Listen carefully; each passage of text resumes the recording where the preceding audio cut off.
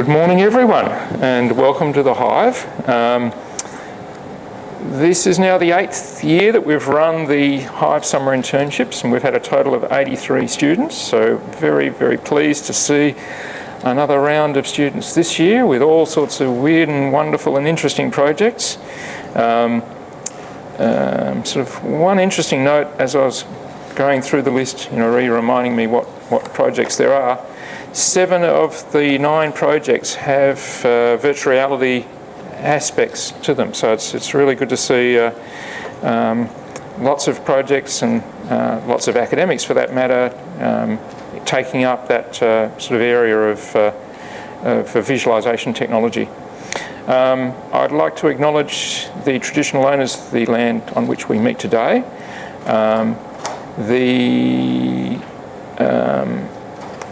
Couple of other housekeeping matters. Obviously the facilities are to your right at the end of the corridor. The gallery has just launched its new exhibition, so I think from 11 o'clock you'll be able to wander out and have a look at the exhibition if you so wish. That's part of the Perth Festival and we'll be running until around April sometime. If we do have an emergency, the muster point for this building is out on the grass lawn near the flagpoles. The arrangement of today is we have 3 groups of 3 presenters, obviously starting with the first 3 now, and we have, after the 3 presenters, each presenter gets around 15 minutes for presentation, and then there's a 5-minute allocation for questions, and so roughly 20 minutes for each student, and then we move into the demonstrations, which will be on the various screens around here in the HIVE. For those of you online, you will see the presentations and we'll bring the stream live during each of the presentations, but the demonstrations won't be streamed. So if you're online, you'll need to and you're on campus, that is, you'll have to run here to the HIVE very quickly.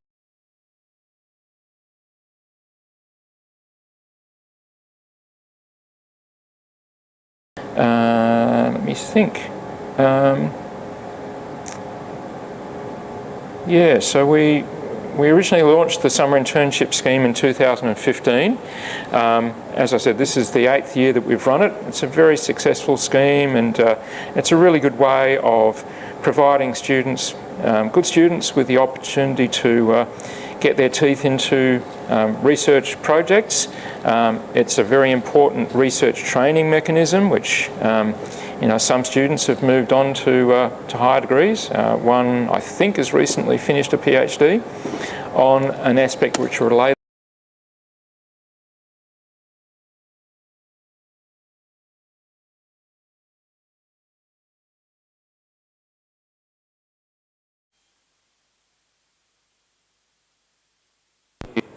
probably the one that comes to mind immediately is the Historical Panoramas project, which was a project, HIVE Interns project in the very first year, 2015, and that's evolved over many years with many other students becoming involved, and we're just in the final week and 1 day of the exhibition at the Fremantle Maritime Museum called Fremantle Then and Now, Historical Panoramas. So if you haven't seen the exhibition yet down in Fremantle, do yourself a favour, as they say, and visit the exhibition before it finishes on Sunday the 19th. Entry to the exhibition is included as part of the museum entry. Adult entry is $15, so highly recommend you going down to see that if you haven't already. And if you have seen it, just reach out to me, because we have a survey that we'd like people to complete once they've seen the exhibition. Let me see. So the HIVE interns have been going through a very, well, not highly structured, but there has been some structure to the 10 weeks that they've been conducting the projects. As well as a 2-week gap. We allow them to have a little break for Christmas and New Year, aren't we kind? I don't hear any smiles or anything from the audience. The projects are supervised by a member of the Curtin academic staff. Some of the projects have external industry supervisors as well. One of those projects is supported by the WA Museum, and another by a doctor from WA Health. It's always good to see a broad range of support that the students receive in their projects. All of the project students have a allocated supervisor support from the HIVE team, so I'd like to thank and acknowledge the HIVE team members as well. Carly Tillett down the back, thank you Carly. Wesley Lamont, thank you Wesley, and also Daniel Adams, thank you Daniel. And have I said everything I need to say? I think I've got everything on my list. However, we don't want to start too early. Watching. Someone down the back's going like this. All right, so the first three students we have today are working on projects in a range of different areas. Two of the projects are from EECMS, which is the School of Electrical Engineering, Computing and Mathematical Sciences. That's effectively the school that I got my degree from a long time ago. My first degree was in electronic engineering, and both our first presenters are doing mechatronics. And the third presenter this morning is in medical radiation science, which recently moved from science and engineering across to the Curtin Medical School.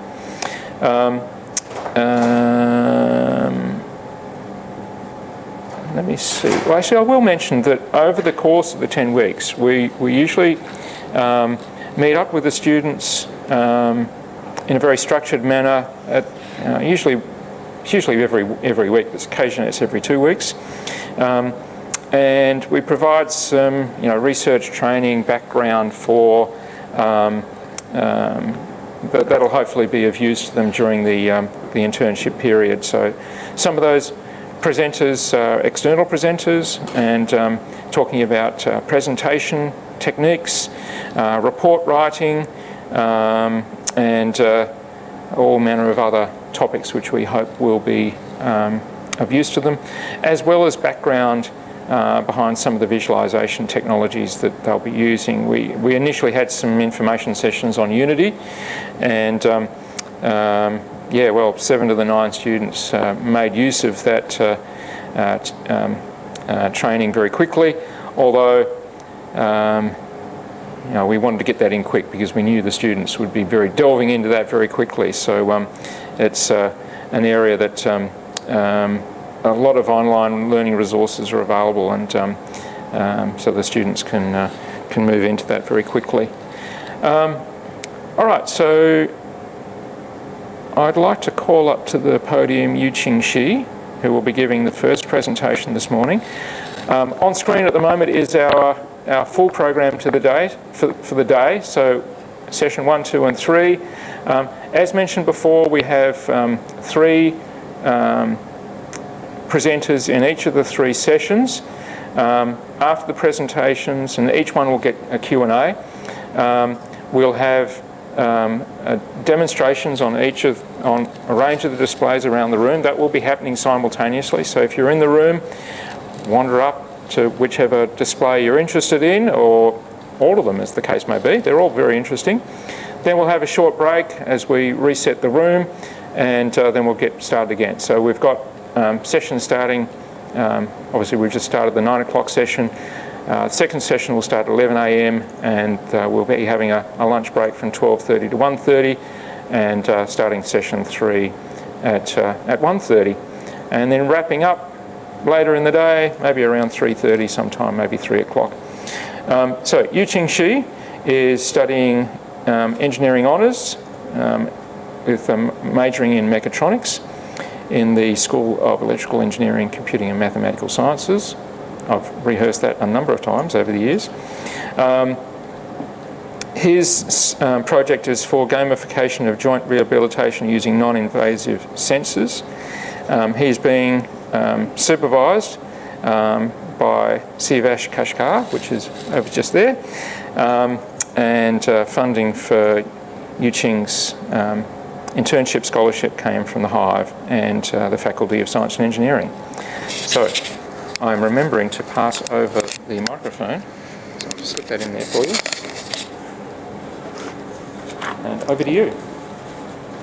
Thanks, Andrew.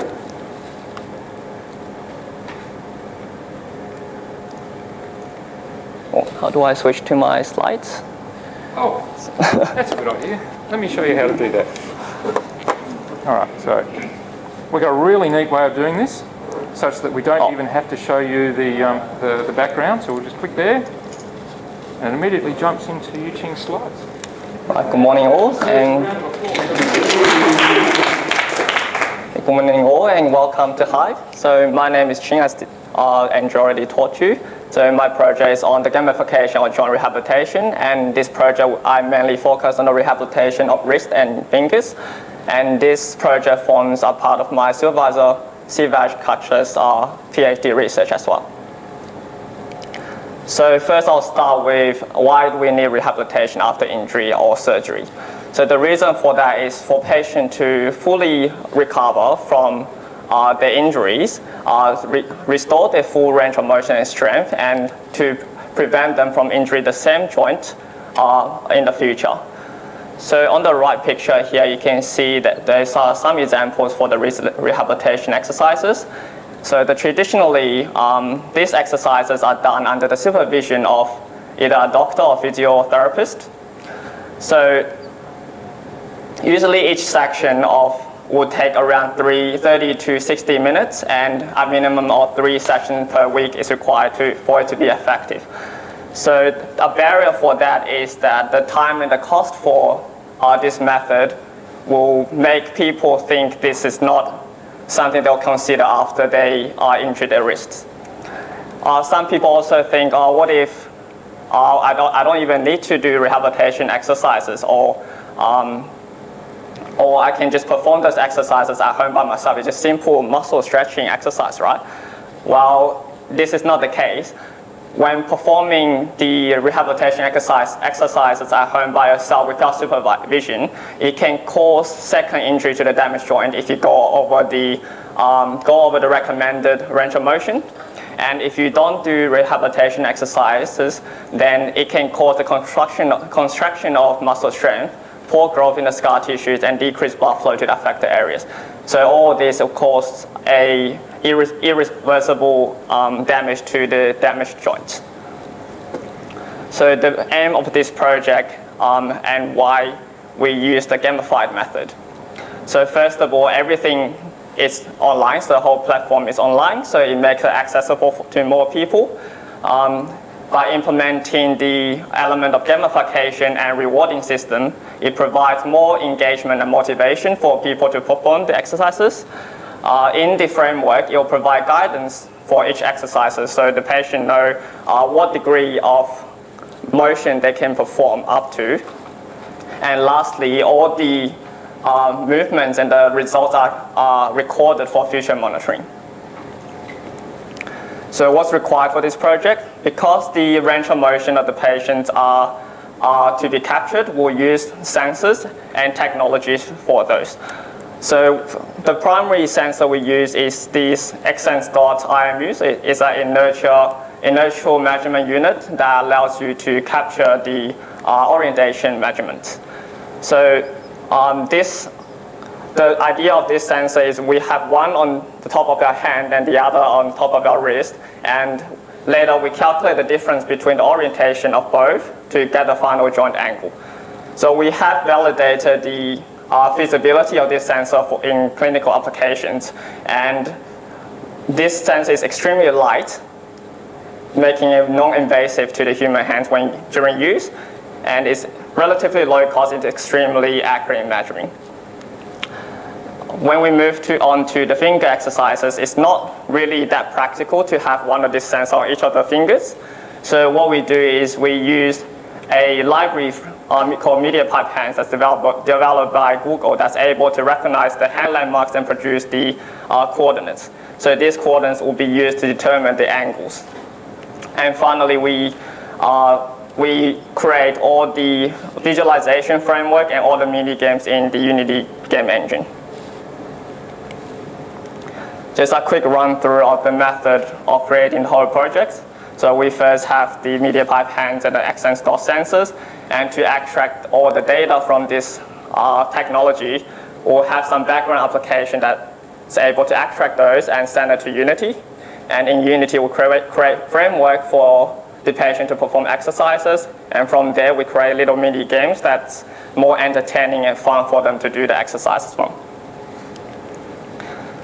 So this is just a short video to show the overall picture of the framework.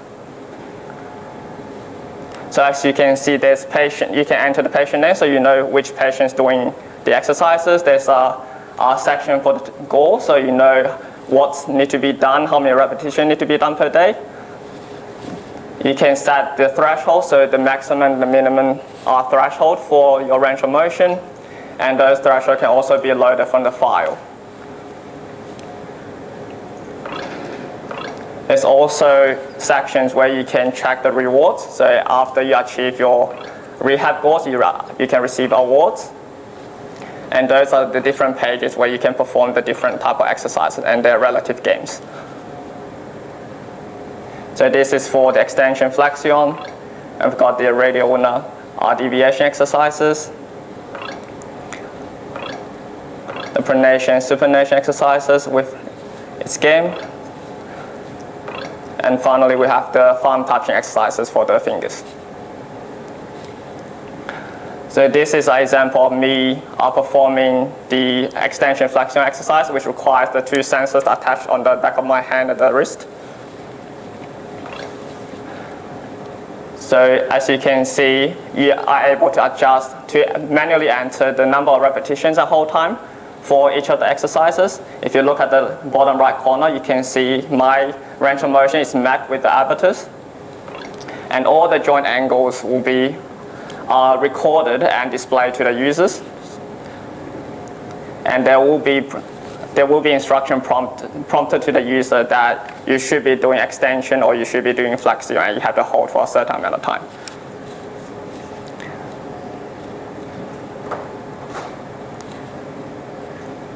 And let's say if your initial position is not at 0 degrees, then you can press space to calibrate the joint angles. And here we're just doing 3 repetitions for 3 seconds hold time each.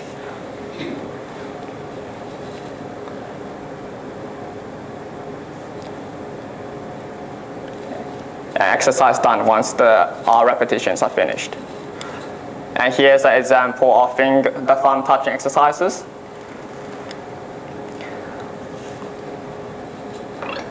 So you can see the movement of the fingers are mapped to my movement at the corner as well. So in here, we only care about the number of repetitions you perform the exercises, and it will prompt to the user what finger you meant to be touching each time.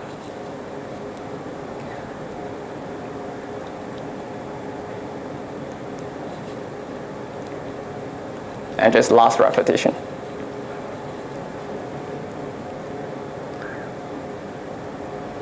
Yeah.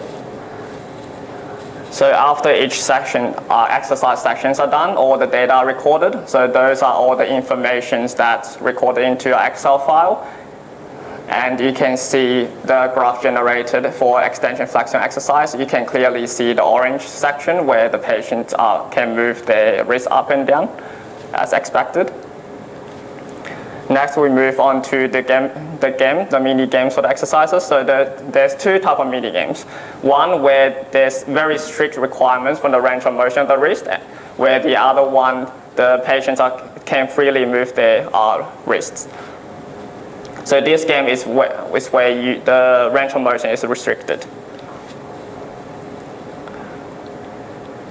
So to start this game, you have to set the number of repetitions and the hold time. And it's called Monster Chase. So the character in the game only moves if you hold your wrist joint at a certain angle.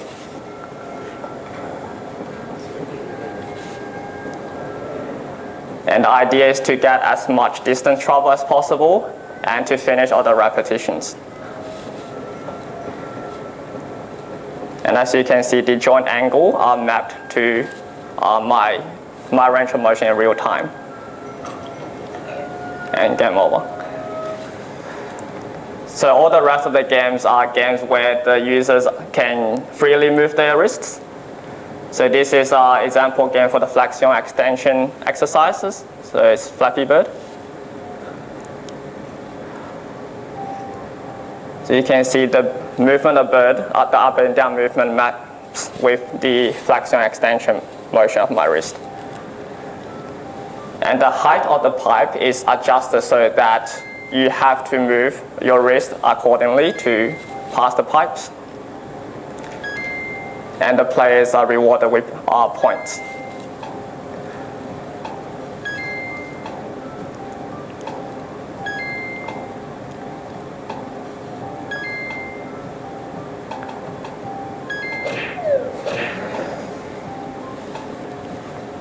And next game is for the radial ulnar deviation exercises. So it's technically a breakout game.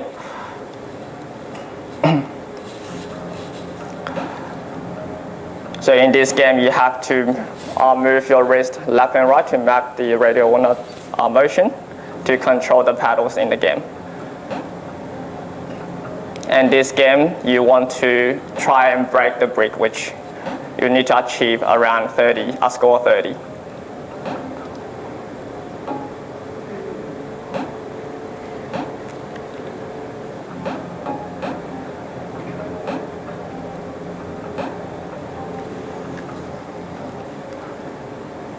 And this game is for the pronation and supination exercises.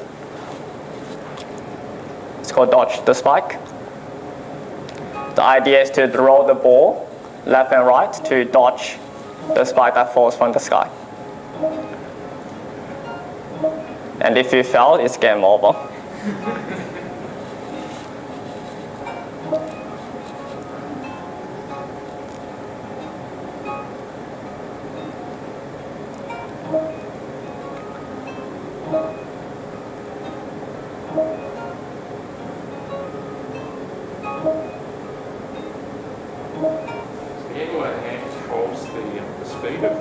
Yeah, the hand controls the force that's being exerted onto the ball. Yeah. And the last game is for the finger thumb touching exercises, piano tiles. So there's 4 white tiles and a black tile will appear randomly across those, and you have to touch certain fingers to score. So you see on the corners, if you touch the wrong finger, then your life decreases.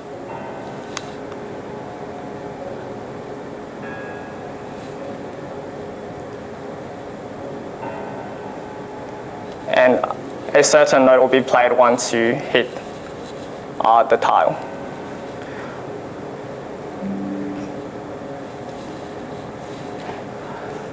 So the purpose of the gaming is just to bring an interactive way for patients to perform the exercises while having fun.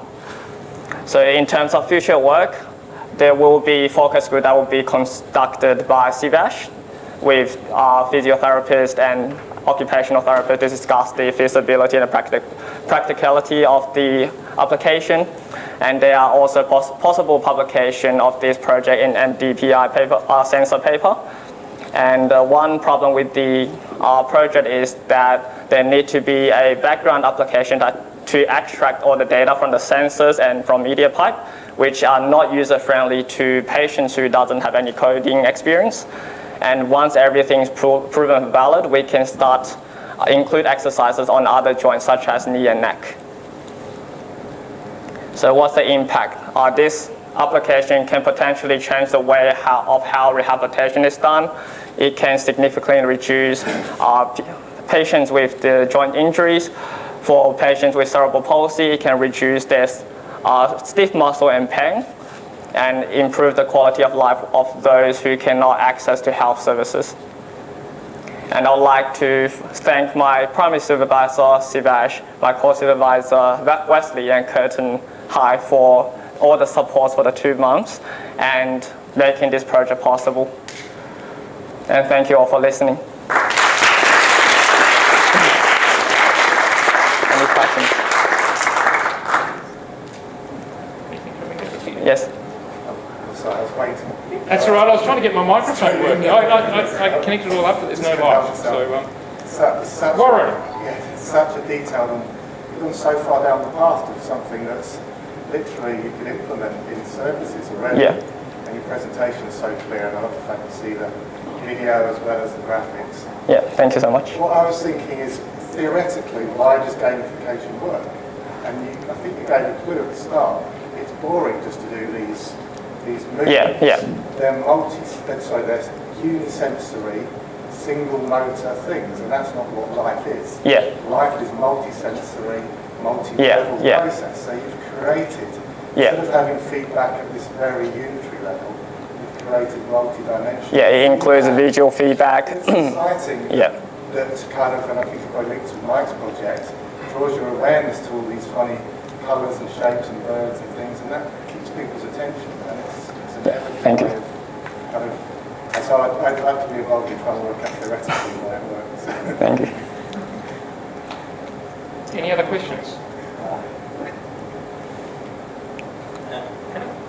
Sivash, so if people could just say their name when they ask the question. Sivash, supervising team for this project. So one of the other aspects is the feedback you get as a person going through the rehab. Because unless you're sitting there with a physio, let's say you're doing the flexion extension, you wouldn't know how much you should be pushing yourself. So you get some sort of, okay, you should be trying to find your pain section, but here you can get the quantitative value, and if you feel like, okay, if your physio gives you those baselines, that this is the baseline, you should start from here, and if you've done the exercise, say continuously every 2 days, now you can increase the threshold. So in addition to the gamification of the actual engagement part, the feedback can also be gained, which I think is very fun. Any other questions? I think I have my microphone. Is the sound coming through? No? I guess we'll work it out. There's always a technical problem. At least it's only a microphone. I have a question. Yeah. With the finger one. Yeah. Did I see right that you had a sensor on each finger? Was that how that one was working? Or? So for the finger one, it's not on the sensor. It's a computer vision program that's able to recognize the landmarks on your hands and extract the coordinates of each joint. Yep. Okay. So is that using the capability of the various headsets? So I guess it's not. So you just have to put your hands in front of the camera, and it will be able to extract all the joints. Yeah. So yours is not using a headset at the moment, but No. there's nothing to say it couldn't do. it could do. Yeah. It could do that. So some of these hand actions could potentially be recognised Yeah. by the actual headset itself. Yeah. But future work. Yeah, for sure. Was there another question? Yes, there was. So, It's Jim. When I saw the piano tiles, the first thing that came to mind was like Guitar Hero. yes. Yeah. Yes. How, in terms of like the development of like the game aspect of it, is that something that you could think of doing easily? Like, Yeah. Definitely in the future stage. So this is just like a proof of concept, like a demonstration. But in the future, there's a lot of potentials in the game development regarding rehabilitation. Jared, would there be like a wearable thing that you would put these sensors into? Because I saw during the demonstration it was just balanced on 2 parts of the... Yeah, currently it's just double tape on my hand and wrist, but there will be wearable gloves or like wristbands that way you can put the sensors on. And you, like, if a knee version came Yeah, then definitely, like yeah. to stick them. Yeah. Cool. Have we got time? We got time. Yeah. One more question. Yeah. Inexpensive. How expensive are they? So each sensor costs less than 150. Okay. Not inconsequential, but nevertheless cheaper than other methods. Yeah. All right. Well, thank you, Yu-Ching, and please join me in. Thank you for listening. Thank you very much. So now watch this.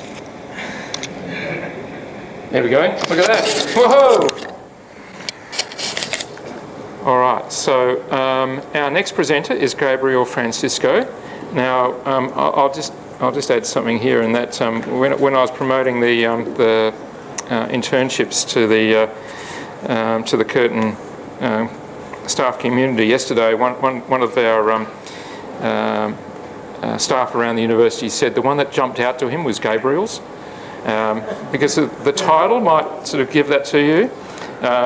So virtual reality-based treatments for the fear of spiders with or without control. Jumping in, yeah, okay, right. So Gabriel is doing a double degree in mechatronics and computer science. He's working under the supervision of Daniel Radowski, which is just over there, and we thank all of our supervisors for their support of the students and the projects throughout the internship period. Gabriel's scholarship is funded by the HIVE and also the Faculty of Health Sciences. So join us, Gabriel. I'll just put that to Thank there. you. And one quick. And we're in. Nice, lovely. Hello.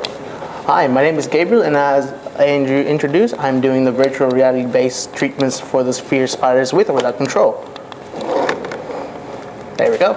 Oh no, that was supposed to be a surprise. Oh well. So spider fear is one of the most common human fears, which interferes with daily life, such as, oh, there's a spider in the room, I'm not going to sleep in that room anymore, or I might leave the house and move away somewhere else. And yeah, good thing this is easily mediated through exposure therapy, where they expose you to the fear stimulus.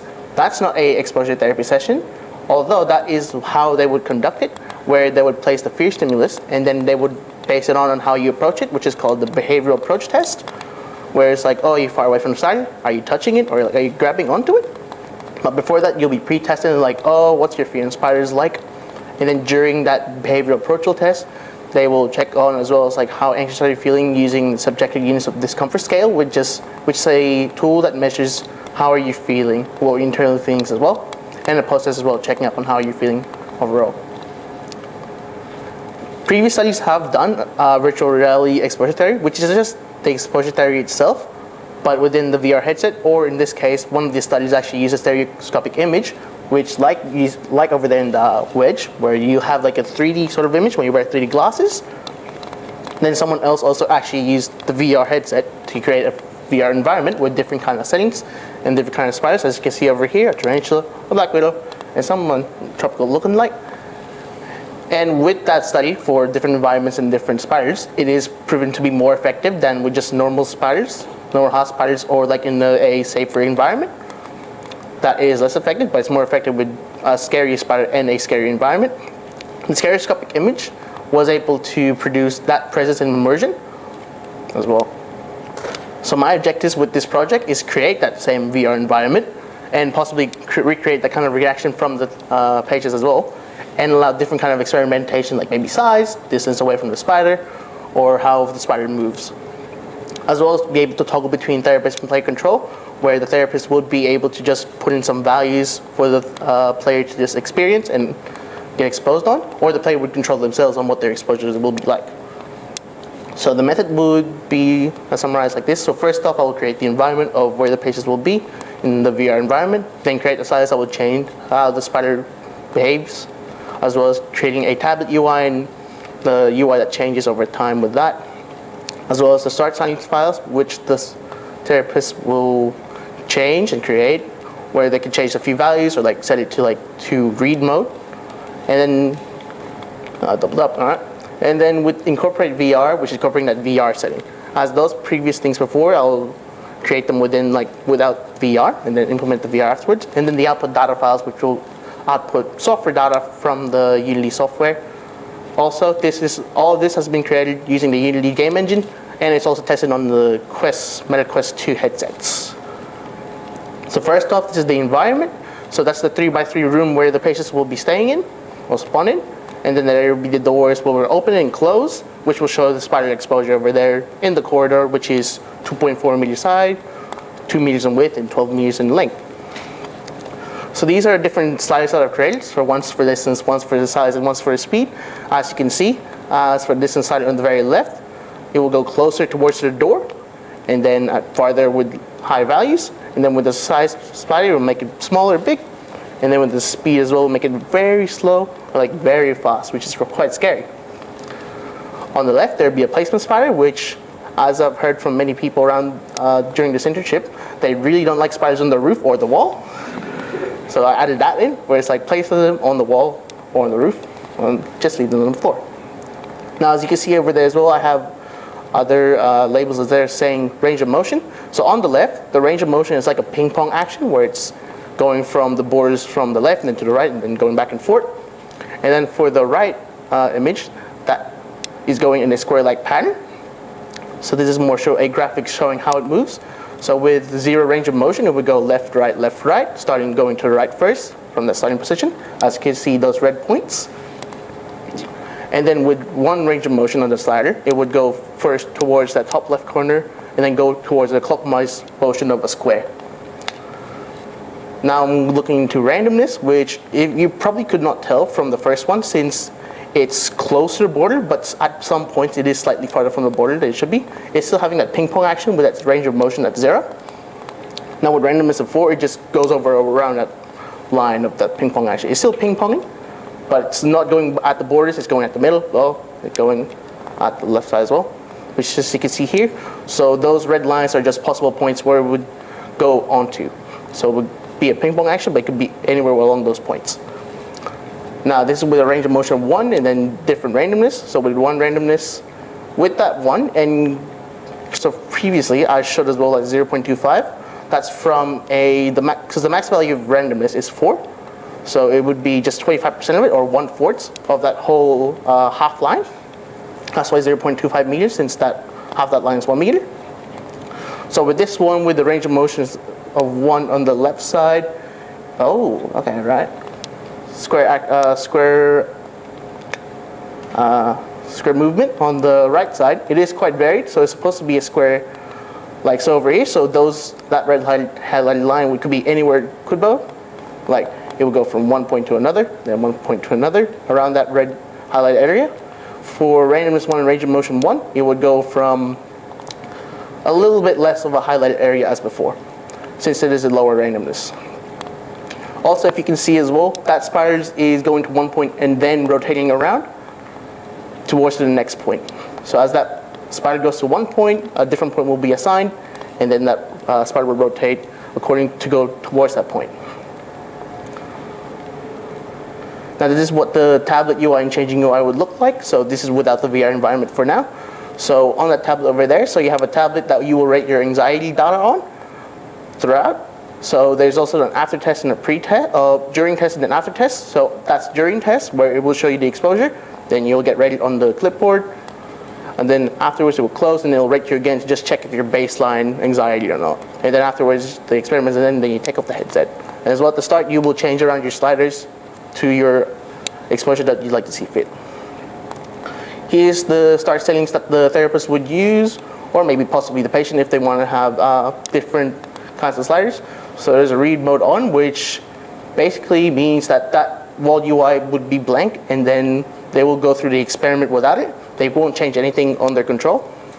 But there's also a show settings during read, which would have the sliders, but they still won't control over it. And then just some start values. So at the start of the software, all those values will come out first. And you also have disable those kind of sliders, where if they want to do different kind of experiments, so they want to just do purely on speed or purely on size of the spider, they can disable everything else. As well as the exposure durations. So as you can see from before, the doors would, So the doors will open at one point. Oh, I was working before. Oh, okay. There we go. Yeah. So the doors. So that's how long the exposure would occur. And then in between opening the doors and then closing the doors. As well as how many times you get checked on anxiety. So from the videos just before, you notice that I've been checked on the frequency once, which I've set over there in the start settings, which is anxiety check frequency, but that's during the exposure. And then there's also the duration of the after exposure, like how long you're going to get checked on your baseline, as well as the frequency, how many times you're going to get checked after the exposure, and the amount of exposure as well. But for that one, I've only set it to 1 for the purposes of this presentation. Now this is me incorporating VR, just using the Oculus integration package. As you can see, the controllers over there as well, playing around with the clipboard. It's basically the same previous thing I just showed before, but I can actually move around now, instead of just being static. See me just changing sliders all around, and spiders on the roof. Quite big and scary. Oh, it's moving around, yikes. Ugh. And this will output after the experiment, after saying experiment has ended, they take up the headset, then turn off the software. These will be outputted. So on the top, that's just data for whenever they want to set up no controls. That's the CSV file they inputted in.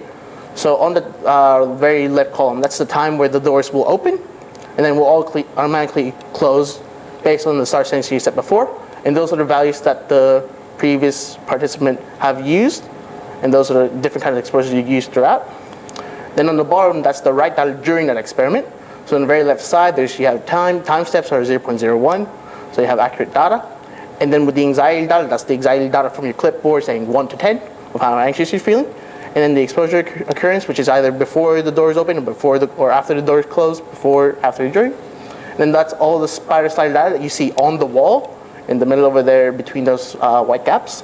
Then after that second white gap is a software data from the Unity software output of where the player position is compared to the origin, as well as the spider position compared to the origin as well, and then their distance from each other on an XZ plane and then an XYZ plane, as well as the orientation of your Oculus headset, as well as the supposed look rotation, so where your headset is, and then compare that to where the spider is, whereas the look rotation is like your headset's supposed to look at to show that you're actually looking at the spider, which is at the very last column, which is the difference between them. So if that difference is the lower the better, that means that you're actually looking at the spider around near it. Now, sadly, with this kind of VR implementation, you can't actually see your arms as well, and your legs. Oh. Huh, okay, right. So as I've seen before, you can't see your arms, legs, or your body, and usually as well with the tablet, you can face through it and then put it behind your head, and the version is broken. But you could consider this as like a culmination of the previous related works as I've mentioned before, which having different sizes, different spiders. And I say more because this has the potential to create research data, different kinds of research data, specifically on the size of the spider or maybe the distance away from the spider. But I have created a exposure therapy session within VR. And as I've just mentioned just then, different types of exposure that you can create, as well as with that read mode and write mode on the CSV settings, you can swap between patient and therapist control. As well, I've noticed as well with the previous studies, they don't actually use the software data, while this one does, where it's like they extract the data from the software, then actually use that, because you can move around within the VR software and the VR headset would actually give you that data. For future work, I'd like some player and spider interaction where you can hold the spider, like go into it, because the main point of this is that you don't go past to the door, and you can't actually touch the spider. You can go up close to it, you can look at it and like see where it is, but you can't actually touch it or like grab it or kill it. And with the audio, there's no audio cues at the moment. With different spiders would be good, as I've shown previously, with different kinds of spiders like tarantulas and black widows, and different settings, like maybe in the beach. I don't know how you see a spider on the beach, and maybe at home, like on the top of your roof, or like maybe in the railroad track, maybe in your classroom, maybe in the bathroom. Quite weird, but and as well as realistic movements. So as you can see before, the spider was rotating to a point and then moving towards it. That's not exactly how a spider moves. It would rotate as it walks around it. As I've mentioned previously, scenarios and a spider robot in real life. So I would like, as a future work, there's an actual spider in real life that's also matching with the software. so it moves around in real space as it moves around in VR reality. So it could actually touch your legs and you can actually feel instead of just being it on in real life. But it's just a robot, it's not an actual spider. That would be good as well if it's a real life spider. Ooh. Then I would like to see AR implementation since you're just in the VR world, but with AR implementation, you're actually on the real world, but then there's actually a virtual spider on your eyes. And an EEG or heart rate data, which most researchers within psychology would use in their actual works. I'd like to implement that as well at the same time, at the same rate of data processing. Well, with this kind of tool, this may be the starting point and starting potential of creating or maybe eradicating fear all around and making the artificial fearless human. Yes, enjoy that flipping spider. Oh, yeah, all right, cool. I'd like to acknowledge Daniel and then Bernd as well and Peter for helping me create this project as psychology standards should be, and as well as Wesley for helping me like fixing the problems within the software, and the current HIVE for giving me this opportunity and the funding for this project, and the internet, boundless knowledge, and yeah. Any questions?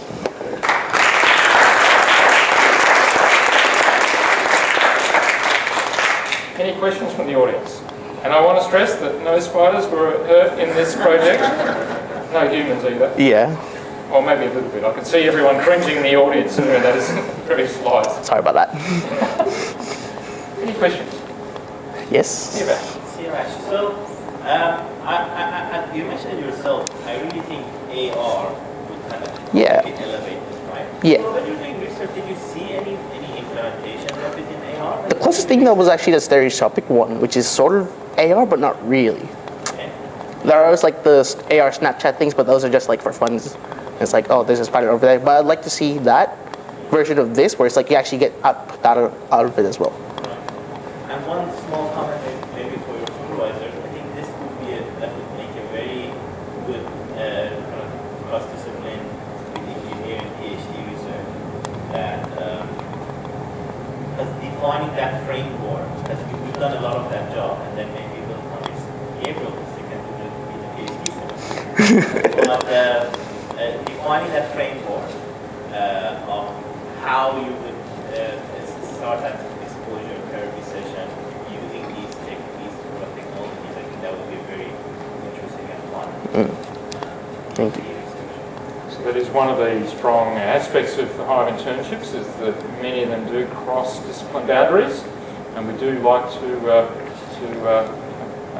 explore and encourage those sort of collaborations. So hear that, Sebastian's putting his hand up to assist. Open invitation for everyone in the room, but I coordinate the undergrad and postdoc project units at the school. So then we can get people like Gabriel and Eugene to work on these sort of implementations for you guys are honors project because it's built in. So and then we'll get them to the HIVE internship next summer. Absolutely. Yes. And then we'll get them to do PhD. And then they'll have to prepare to that title. Oh, we had a question down the back from Lisa T. Hello. That's really nice, Gabriel. Thanks.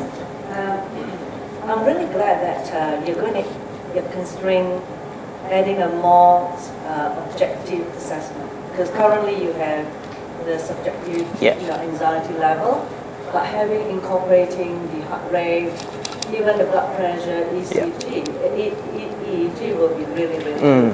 And I'm kind of thinking that if you're going to pilot this soon, it might be something that you can incorporate in addition to the anxiety level. Getting heart rate is easy, you don't need any extra sort of instrument. Blood pressure can also quite be easily measured as well. So yeah, well done. And I can see that this is something, the concept is transferable to other sort of scary thing in addition to spiders. So thank you. Scary things like supervising HIVE internships. Any other questions from the audience? All right, well actually we're dead on time, so that was actually perfect. Nice. Thank you, Gabriel. Please join me in... I'll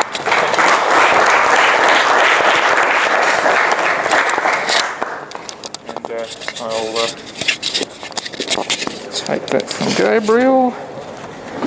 And our third presenter from this slot is Kian Delpech, who's studying a Bachelor of Science in Medical Radiation Science.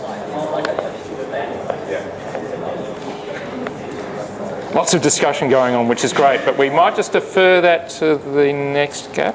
Thank you. So Kian is doing a Bachelor of Science in Medical Radiation Science, Savash.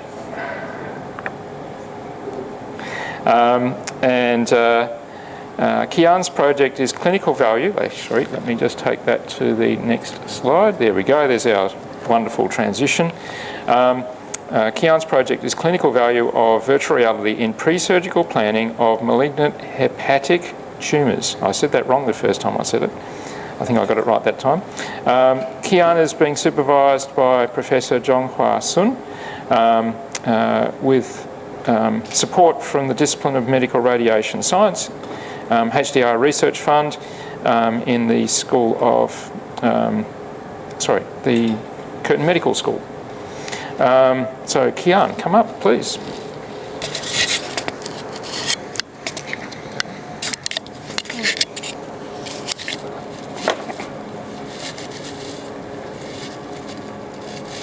Okay. Yes. I know how to use that. Hello. So, is that? Yep. Is that loud enough? Cool. So, as Andrew said, my project is called The Clinical Value of Virtual Reality in Pre-surgical Planning of Malignant Hepatic Tumours, which is quite long. So just for a little bit of context, and recent statistics show that over 2,800 Australians are diagnosed with primary liver cancer annually. And the two most common types are hepatocellular carcinoma and intrahepatic bile duct carcinoma. So the first one, hepatocellular, essentially means that the cancer arises from the liver cells themselves. And you can see an example of the tumours in the image on the top there. And for intrahepatic bile duct carcinoma, it just means that it arises from the bile ducts within the liver, which then ends up blocking those bile ducts often, and the bile accumulates, causing what we call ductal dilatation, which you can see in the image on the bottom. And for both of these types of primary liver cancer, surgery plays a very key role in their treatment. So, just for a little bit more context, the liver anatomy itself is relatively complex. It has a dual blood supply coming from the hepatic arteries as well as the portal veins, and the blood's then drained by the hepatic veins into the inferior vena cava. And then on top of that, you also have this intrahepatic biliary tree, which produces and transports the bile to the gallbladder and the duodenum. And in this image, you can see there's kind of one main duct to the left lobe, but there is one to the right as well. On top of that, these things called anatomical variants are relatively common. So while the majority of kind of individuals' liver anatomy might look the same, it is common for there to be variations in some of the structures.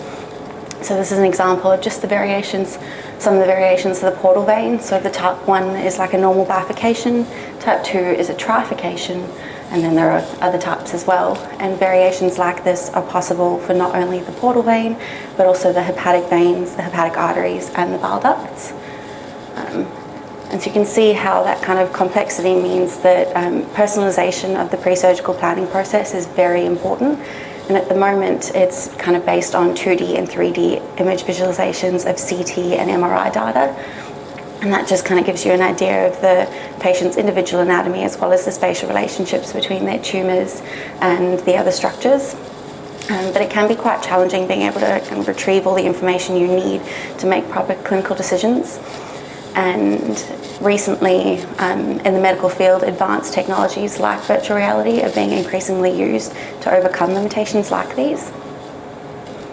So my project objectives were to firstly segment the liver anatomy and pathology from the CT datasets for two cases, one being of hepatocellular carcinoma and the other one bile duct carcinoma. And then once those are done, being able to demonstrate those 3D models in virtual reality. So for my methods, essentially I was supplied with multiple CT datasets for both cases, and I had to input those into a software called 3D Slicer, which is an open source software that, among other things, is able to visualize and segment medical imaging data. And I just had to do a little bit of work essentially to make sure that the livers lined up on all the different scans, so I was able to use the information from multiple scans to create the single model. From there, I focused on the liver segmentation, and for the one case did it manually, and for the other case used a semi-automatic method. For both cases, I then segmented the gallbladder manually because it was relatively easy to do, being quite small. And then I focused on the pathology. So the hepatocellular carcinoma case is multifocal, so it has 6 tumours that I segmented manually based off their appearance on the contrast CTs. And then with the bile duct carcinoma case, you can't actually see its tumour on the CTs. So the pathology, the ductal dilatation, was what was segmented for those cases. And then I did the portal veins and the hepatic veins, again using 2 different softwares. One was a bit more general, designed for kind of veins in general, a little bit harder to use. And the other one was designed specifically for liver vessels. And then once I had my models done, I was able to demonstrate them on the MetaQuest 2 headset using the Slicer VR extension. You can see that's a little preview of what's to come. So you can see my segmentations for the first case, obviously the liver, gallbladder, the veins, and the 6 tumours. And while some people might think the colours are a little girly, I chose them from a 24 colour palette designed for colour blinders, just so it's a little bit more accessible. And then you can see my second one's obviously no tumour for this case, and I tried to stick with like a green theme for the bile ducts. And then moving on to the 3D models, you can already see how the 3D models makes visualising the structures together much easier. But you don't necessarily get all the information you need, particularly where, in this case, the tumours are in quite close proximity to the blood vessels. And for this case, you can see as well, the inferior vena cava is a little bit short, so that dark blue one at the back. Just because the quality of the contrast scan, I couldn't actually distinguish it from the liver in the inferior portion. Oh, go back.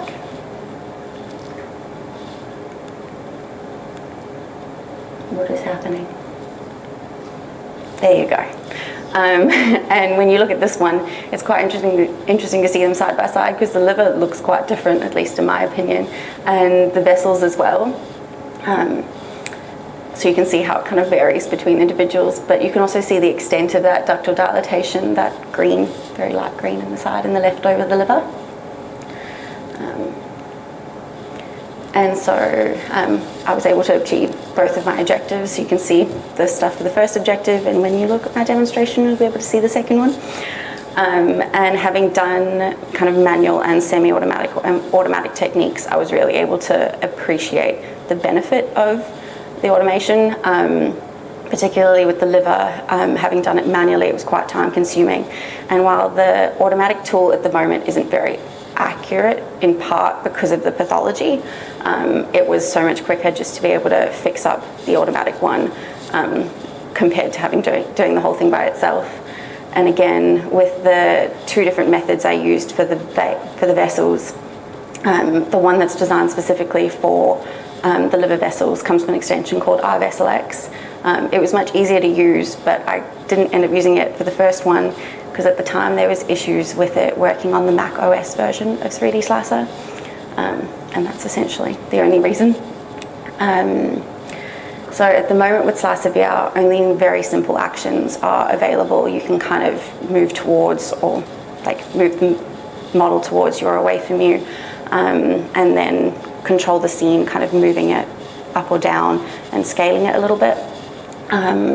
And ideally you'd be able to have more controls with the development of a graphical user interface, just to be able to do things like changing the different opacities, being able to turn on and off different segmentations, potentially doing screenshots or saving the scene that you're working in so you can just easily load that again.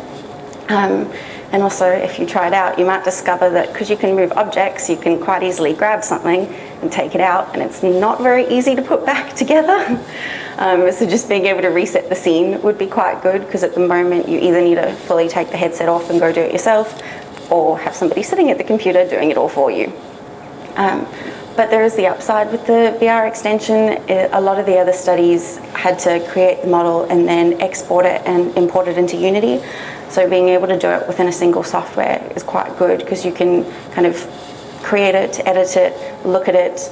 If you don't really like something, you can easily just turn that off and go fix it and display it again, which I thought was quite good. In terms of its impact, as the title of my project suggests, it potentially does have some clinical value in the pre-surgical planning, just by improving that process. And as well as potentially it could be valuable as a training tool for junior surgeons, just to increase their confidence by improving their knowledge of the spatial relationships, as well as potentially as an educational tool for medical students. And so in this project, I didn't necessarily test the clinical value itself. That is part of my honours project that I'll be completing this year, where we're going to be comparing VR to standard 2D and 3D visualizations of CT to determine firstly its preclinical its value for pre-surgical planning, as well as its value, educational value for students. And ideally, we'd also be able to develop that graphical user interface just to improve the usability. But another point from this is that it could also be a good idea to be able to establish the ideal parameters for CT acquisition, just because the quality of your model is heavily based on the quality of your scans.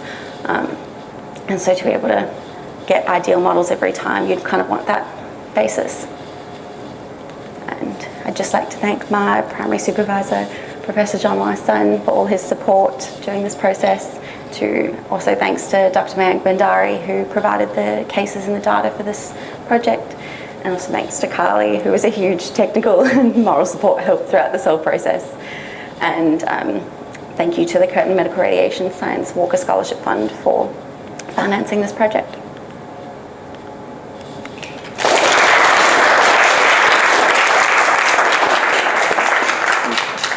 Are there any questions? Sebash. So you mentioned those the automated getting the 2D scan to CT. Yeah. Sorry. So you mentioned the automatic tools. Could you just maybe briefly mention what sort of tools you're using and how long would it usually typically take to go from the initial scan to having a model that you can start kind of working on? That would heavily depend, I guess, on the user experience. When I started, I did it manually to kind of learn, and so it took me hours to be able to do the first one. The second one I used, it's called like Segment Liver CT. It's from the RVesel X extension for 3D Slicer, and it probably took maybe 10 minutes to clean up once it had, and it segmented it like very, very quickly. With the vessels one as well, it was quite simple. You just essentially place nodes along the vessel tree and then it extracts it within like a minute or two, which is much quicker. So I guess the short answer is if you lost all of your data and you had to re-segment liver, how long would it take you to redo it now that you know how to do it? Now? Yeah. Would it be a day Maybe. or a few hours? With the extension, like a few minutes. Oh, that's great. Manually, still a few hours. Is that just for the vessels, or is that for? Oh no, for just the liver. For the vessels, to do the whole thing combined. Oh gosh. To be dead honest, I'm not sure. I didn't time myself. Yeah. How quickly? Yeah.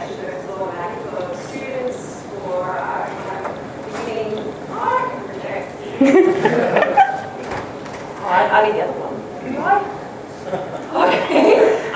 Okay, so there are a couple of papers that compare segmentation techniques, whether it be manual, semi-automatic, or fully automatic, and comparing the accuracy of those, and also the time that it takes. And I think from memory it was 4 years in the job, experienced radiologists that have been doing this for 4 years. For lipos, for example, if they specialise in that, it can take them approximately no more than 15 minutes from start to finish with the entire thing with semi-automatic methods, and then also making sure that everything's absolutely perfect with some manual intervention on that. So there are quite a few papers that do compare that. And also, it really does depend on the software that you're using. And also how amazing your computer is. Because if you're using automatic techniques, it can take, like on my computer, 1 minute to do the entire body automatically, and then somebody else's laptop is going to take 2 days. So it just Yeah. depends. The software in particular doesn't really like Mac computers, so that was fine. Just little things like you open an extension and the screen goes white, and you're like, "That's cool." But yeah. Any other questions? Yeah, Ellie. I wanted to know whether it was a standard practice or where you got the idea for making sure that the colours were good for people with colour blindness. Is that something that is like encouraged in virtual reality, or you thought of that yourself? That was all Carly. Yes. Congratulations to Carly and Kim for making sure that accessibility was like incorporated in that. I thought that was really nice. Oh yeah, poor Lisa. My name's Tim again. In terms of like kind of end stage clinical utilization of this stuff, where do you see it fitting into like the different professional roles, like in terms of radiographer? You know, at the moment radiographers will do image recon, that sort of thing. Is this more a radiologist role potentially because it's to do with actual definition of where pathology is lying? And do you sort of have any thoughts on how that might fit into their kind of workflow going forward? Like, is there a balance in there somewhere? Yes. For those of you that don't know, I don't do medical imaging, I do radiation therapy. So it's, I would assume a lot of the just say grunt work, but the basic stuff could be done by the radiographer, but you'd want that kind of end checking going through the radiologist definitely, just to check that all off. Yeah, it's just, Yeah. with any sort of technology-driven industries, you see how our roles might Yeah. change. Yes. Lisa. She's putting up her hand for ages. Thanks, Kim. That's really nice. Thank you. Well done. I'm just curious to know if you can go back to your image on the tumor. Just curious The to very know first- about the angiogenesis, this one. Because I've noticed that in terms of the vessel, were you able to sort of segment more of the fine vessels that is associated with the tumor? Because that would be really important It was to know, because some of the tumors, because of the growth of the vessels, I think it would be really nice if you could persevere a little bit and try to look at those vessels. With this one, it's a little bit hard. The contrast scan wasn't that great, essentially, in terms of the timing. You could tell just by looking at the phases that it was a little bit out. You had a bit of the portal vein in the arterial phase, and then it was a little bit washed out for this one. So you can I got a lot more information in that one because of the quality of the contrast scan as opposed to that one. Okay. Okay, that would be really cool. I could only segment what I could see. So a lot of that was done very manually with very little smoothing, which is it looks a little bit jagged because the smoothing just really sucks everything up and gets rid of it, which is terrible. But yeah, I was only really able to get a few these ones and those ones. Yes. When I saw that, I was very excited about that. Yeah. That's very good. And it will be great for education, for people to really see that that's a tumor and a lot of rich vessels around it. Yes, and we can also put on labels. Because Carly showed me how to do that. We did have a medical student ask. But yeah. Thank you. Well, with that, I think what we'll do is we will thank Kian. Just one more forward. One more forward. That's it. Perfect. Please thank Kian. We'll now be moving into the demonstrations period. Those of you who are online, the screen will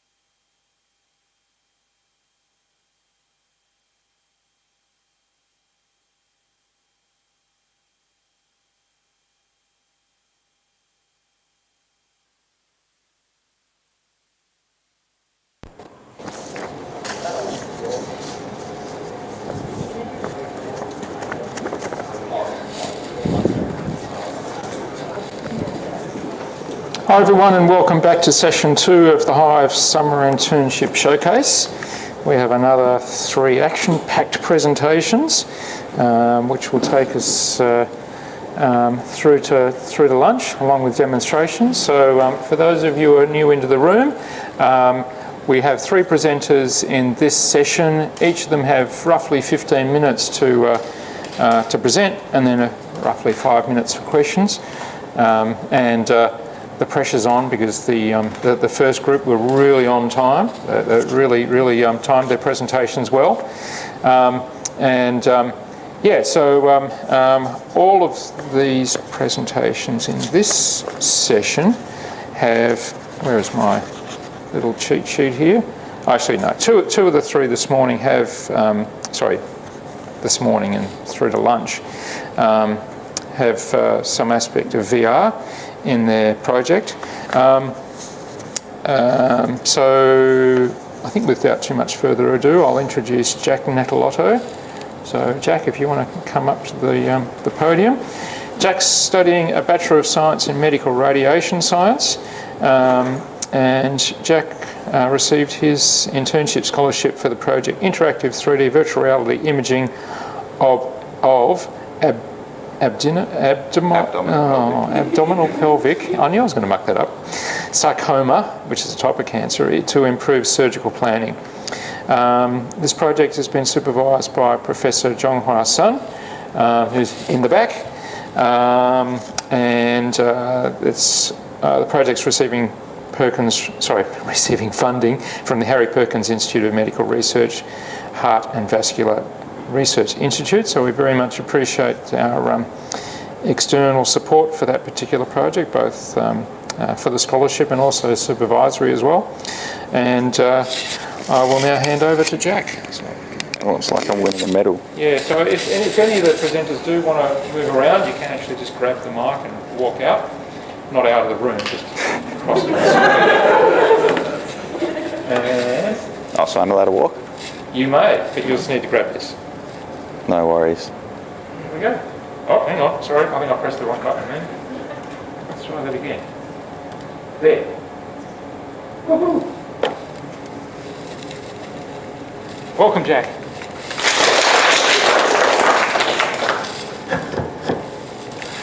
G'day, I'm Jack. I'm a radiography student in my final year. My penultimate placement starts on Tuesday, so that's pretty cool.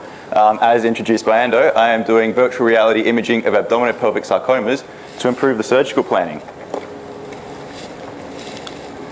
So we set out this with the objectives of segmenting multiple cases of abdominopelvic sarcoma in various colours to be easily identified in virtual reality, meaning you can see what structures are and where their borders are. Within the virtual reality experience, we wanted these structures to be able to be manipulated or the entire structure, so you can rotate the entire structure. So let's meet our patients. First off, we have OP. They present to us today with weight loss, fatigue, and central abdominal pain. On a CT scan in the portal venous phase of enhancement, we can see a central pathology with heterogeneous density, meaning it's a bunch of different grey colours.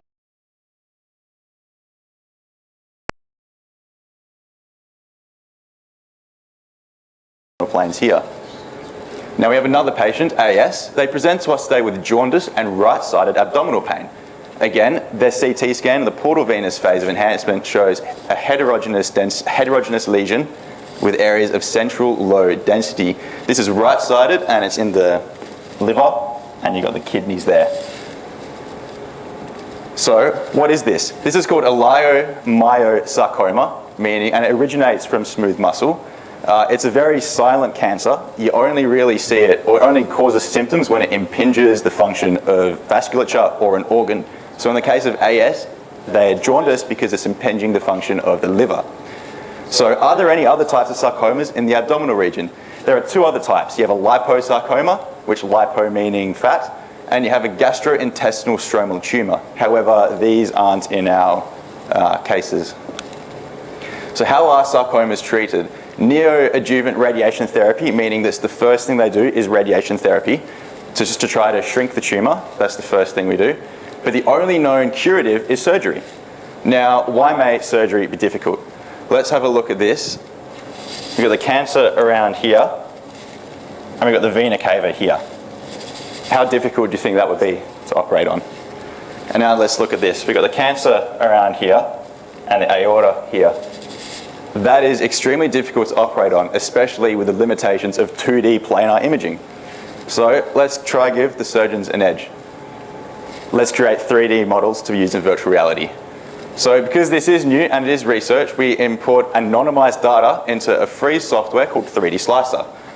Now we're going to do this manually for OP. The first thing we do is we select a threshold for a desirable range of Hounsfield units in the voxels. Now Hounsfield unit is just how grey something is in a voxel. I'm not the guy to be talking about the CT physics, so I won't go into that. So using the paint function with our selected threshold, we then colour in the scan. Now that's a bit of an oversimplification. Colouring in is the segmentation. We're selecting a desirable voxel to then be used in 3D. And here we have our 3D. It's not very good. You know those Dippin' Dots, those little ice cream pellets you used to get outside Wildcats games? It kind of looks like that. So with a little bit of magic and a lot of smoothing, we get something that looks remotely organ-like. Now, there are 9 structures, 9 colours on here. To be more accessible in healthcare, colourblind people can see 9 different colours. Whether they look good or not, that's up to you. I can imagine clinically we will be changing them up to a preference. This took 30.32 hours to do all by hand, by the way, with the intestines most notably taking 16 hours.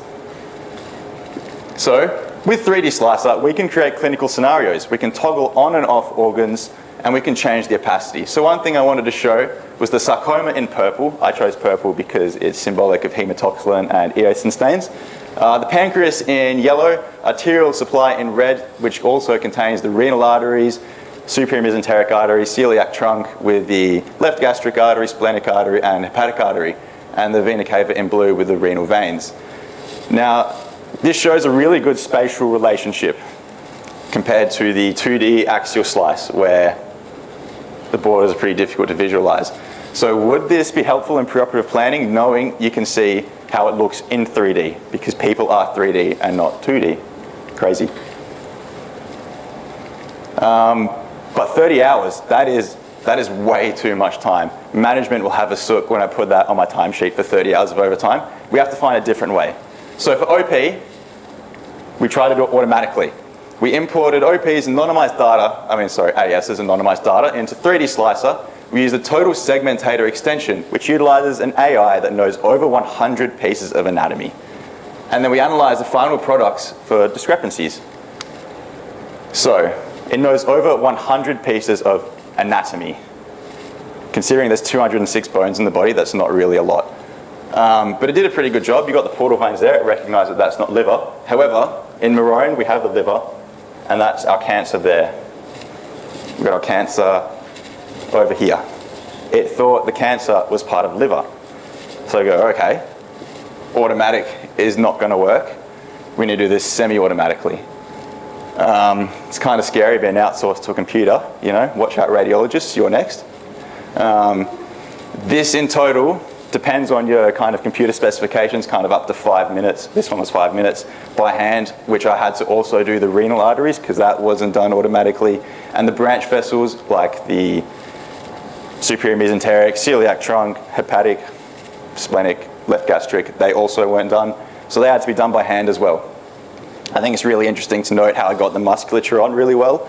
The pelvic musculature right over my head in anatomy class. So it's really cool to see it on here, and especially the spinal musculature too. So again, we can then create clinically relevant scenarios. I chose the gastrointestinal system, sarcoma in purple again, the duodenum, which is the first part of the small intestine, in white, and the colon in vomit color. You can see how it may impact those pieces of anatomy in 3D. In virtual reality, it's easier because you can spin it around, and this is just spinning. But you can see how the lesion may be impacting the anatomy compared to how it is on a planar image, a 2D. You've got the duodenum there and a lesion. There's just difficulty in the planning here 3D may be able to help with. So now we have our 2 cases. We then import them into 3D Slicer. We use the Slicer virtual reality extension. An older version of 3D Slicer, by the way. We then use the slicer virtual reality extension, and using an Oculus Quest 2 and Steam VR, we can play around with them in virtual reality. So the VR experience is kind of bare bones. The controls are a little bit janky. You can scale in, out. You can rip apart organs, which after showing a few surgeons yesterday, that was what they liked the most. They liked being able to grab an organ, spin it around, have a look at how the cancer impacted that in particular. Essentially, when you move towards it, the segmentation is stationary, and you're flying. You are camera and flying towards the segmentation. However, there's not really a lot you can do other than have a look. You can't really place measurements in virtual reality. You can't take screenshots, which I know in theatre, I've seen my x-rays up in the theatre, so I'm sure you can take screenshots on here, place it in theatre with labels and measurements. That might be something you can do. A UI would be really interesting to have, where you can turn on and off. Yep, let's turn off the lungs, let's turn off left rib 4. Let's change the opacity of the sarcoma to 100 and the aorta to 0.4. Something the surgeons did note yesterday, they really liked when you can mess around and go into the vasculature. So maybe trying to fly through experience with virtual reality. When we're in healthcare talking about fly through, that means going through a structure, if that makes sense. So imagine you got your artery, it's hollow, and you fly through it. That's what fly through is. It's done a lot in CT colonography. So future research. Firstly, do the surgeons think it's a good idea? There was a study done in about liver lesions by an author who I cannot pronounce the surname, and they all were really positive about how it could improve surgical planning. However, they did mention that there is unreliability in imaging. Does it even need to be in virtual reality? Could we have the multiplanar imaging and our 3D structures on a screen? And then, the surgeons yesterday were really positive about where this could be improved to. This is a good baseline. They liked the usability of virtual reality. So maybe if we work with them to get something that tailors to their more specific needs, will it actually help improve the resection margins? And if it doesn't, does it help reduce any intraoperative complications? We saw how close these lesions are to vasculature. I can imagine there's a lot of complications. Now, a psychological one that's kind of interesting is, does it affect a surgeon's confidence before the operation? Being able to see something in 3D versus in 2D, again, people are 3D, that might make them feel more confident in their plan, in their process. I don't know. I'm not a psychology guy. I just take the pictures. Now, when talking about education, there is a few studies done in education, lots of them in nursing. Could we then implement this to not replace radiology? We should never replace it. To supplement the learning of medical students in their anatomy and pathology education. And then maybe we could increase this up through the chain, interns for CPD, registrars in teaching, consultants, CPD, and fellows for their teaching. I think that would be quite interesting. So to summarize, we made two segmentations, automatic methods and semi-automatic methods. We found semi-automatic methods is probably what clinically should be done at this point in time. We did them in multiple colors so you can visualize different pieces of anatomy and their borders. And then we can utilize this in virtual reality to move an entire object around or an individual structure. You can pull it out, have a look, place it back. Hopefully this can be used by surgeons with a further improvement to plan their operations and improve outcomes of patients. I'd like to thank Zhonghua, Carly, and Shirley for their support. I'd also like to thank Joe and Rob for coming out yesterday and having a mess around with the virtual reality and providing feedback. Cheers to the Harry Perkins Institute of Medical Research and the Heart and Vascular Research Institute for funding this project. I'm really excited to see how this technology can evolve and how it can develop into clinical practice. Cheers, thank you. Any questions? Any questions? Pop this back. Doesn't fit. Oh God. Oh, you're broken. Any questions from the audience? No? Okay. Flawless presentation. Oh, let me put a seed question. How much segmentation had you done before you joined this project? Zero. So that's pretty much the usual question you'll get from all the students working on these internship projects. So they have had to learn on the project and get up to speed very quickly. So If you had to repeat that original segmentation, Yep. which you took 33 hours Yep. to do you think you'd be much quicker the second time? Definitely. I think it's just like sport, right? The more you train, the better you get. The more familiar you get with both a scan and 3D slicer, the faster, in theory, the faster you should get with it. Yeah. But even so, you don't want to have to spend... Oh God, no. 30 hours is not, for no matter which healthcare profession you're in, 30 hours is really not viable. No, not unless you had a truckload of people in the background processing every patient who came in. Yeah, no, that's not clinically viable at all. Yeah. So any other questions from the audience? Let me just bring the microphone in. You already mentioned about like the educational value, training value, even just for yourself doing the segmentation, how much do you think it's improved your like anatomy identification on CT? A lot. I'm going to go into this placement being an absolute whiz at CT anatomy. There's a lot of extra things that we didn't really learn in class that I was able to segment on here. Lots of different types of variants because everybody's different. You know, not all arteries are going to take the same path that it does in Gray's Anatomy for students. So this process definitely did help quite a lot with my anatomy knowledge. Yeah. I'm Ali.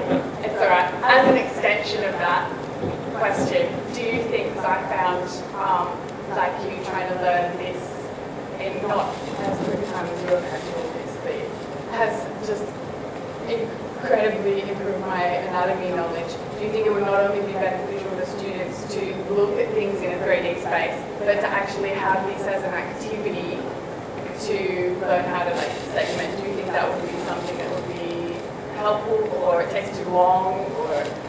I mean, I guess it depends on what you're talking about. Something like the intestine's definitely a bit too long. But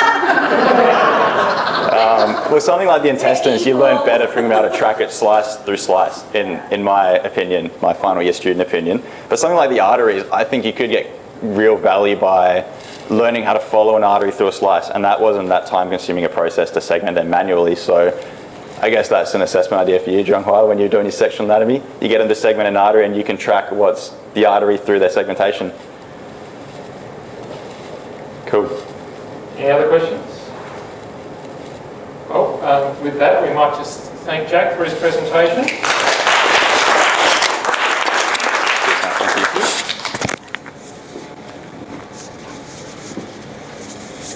And you'll get to be able to try out Jack's visualisation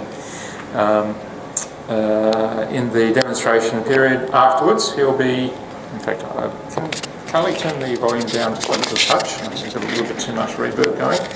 Actually, it's probably because I've got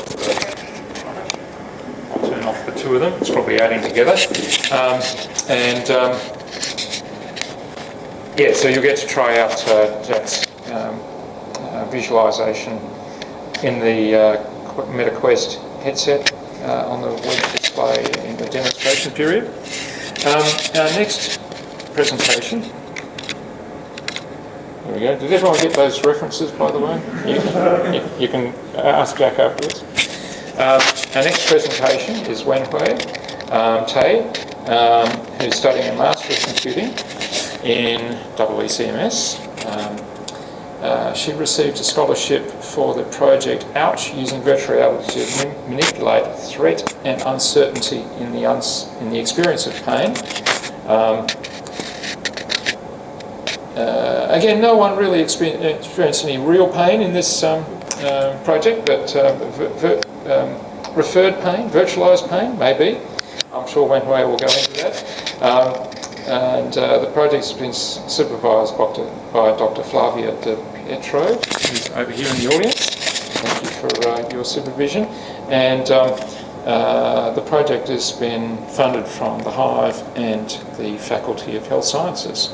So, Wenhui, over here.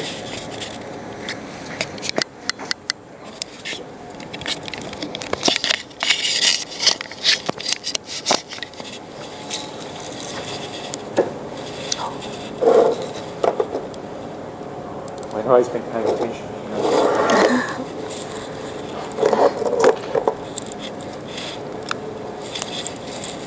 Okay, so thanks Andrew, and good morning everyone. I'm Wan Hui, and today I would like to present my HIVE internship project, which is known as Ouch, using VR to manipulate trade in the experience of pain. And then my supervisors are Dr. Flavia and Mr. Morgan from Curtin Medical School and Mr. Wesley from HIVE. So, what is pain? I believe everyone over here has experienced pain before, right? So pain is an unpleasant feeling that every individual experiences in different ways and at different parts of the body, as shown in the picture. It is defined as an unpleasant sensory and emotional experience associated with or resembling that associated with actual or potential tissue damage. And how is pain produced? I can say pain is complicated, and the experience of pain is constructed in the brain based upon information from the body and the surrounding environment. So imagine, now you are in chronic pain, and then what is your next move? I guess, besides go for Google search, the next thing you'll do is to step into a GP office. But for the typical clinic room, it is often painted in white and without decorations and no window. The auditory stimuli may range from air compressor to the patient screaming or even kids shouting. So all of these are so uncomfortable. And these uncomfortable factors are known as environmental threat. Environmental threat can influence pain, and it can be categorized into visual, auditory, gustatory, and olfactory. For the visual, imagine that in a GP room and then you saw a needle in front of you. I guess immediately you can experience the pain or imagine the pain. And auditory, as mentioned earlier, someone screaming. And therefore, here comes the project objective. The first one is to create a virtual platform to assess the influence of environmental threat. You may ask, why are we going for a virtual platform? The reason of this is, firstly, that's due to limited lab space for the researchers to go on. Second, for the current practice, normally they will just repaint the room or just rebuild and construct the room. It is costly and time consuming. And therefore, since this is a virtual platform, it is important to create an immersive environment to achieve presence which make it as realistic as possible. And lastly, to develop a system that records questionnaire data during the experiment. This will be explained in the slides later. And the methods for this project is firstly, understand the research and then decide the immersive platform. Then go and research the trait values for environmental features. Next, collect and build the 3D models and modify them in Blender. Then, build and modify 3 virtual environments in Unity and add functionalities to improve realism. Lastly, to invite users to try and then collect the feedback, and we go again for step 3, 4, 5, 6 before the system is being deployed. Firstly, the step to decide the immersive platform. As shown on the table, only VR is able to fulfill all of the criteria.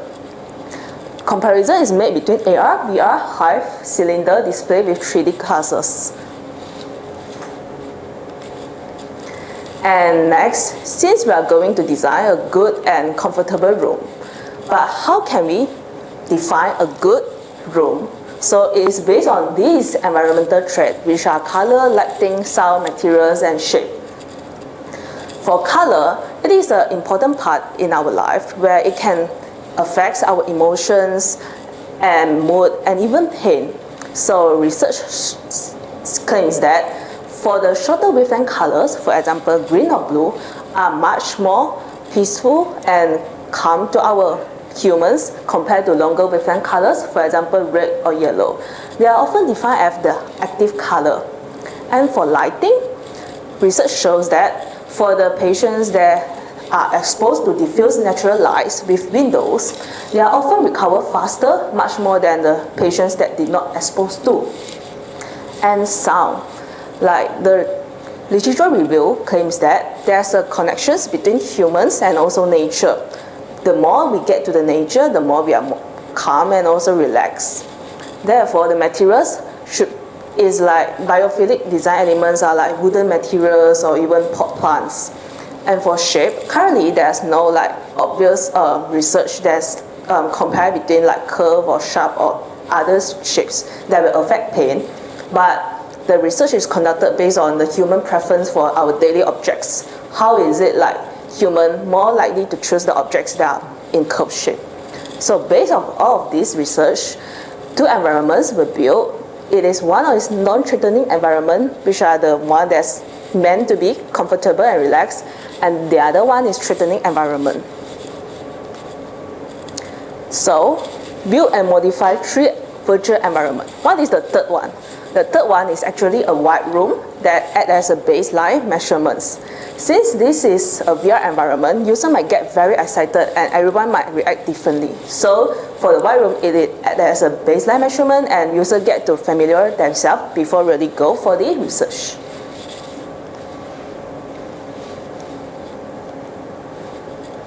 And these are the 2 rooms.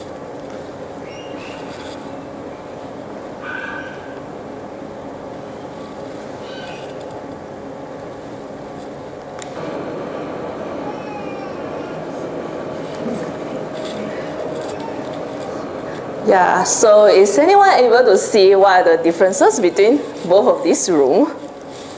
I guess it's quite obvious, like firstly the color, and then second one is with the nice windows and diffuse light, and also there's also pot plants at the corner of the room and at the shelf.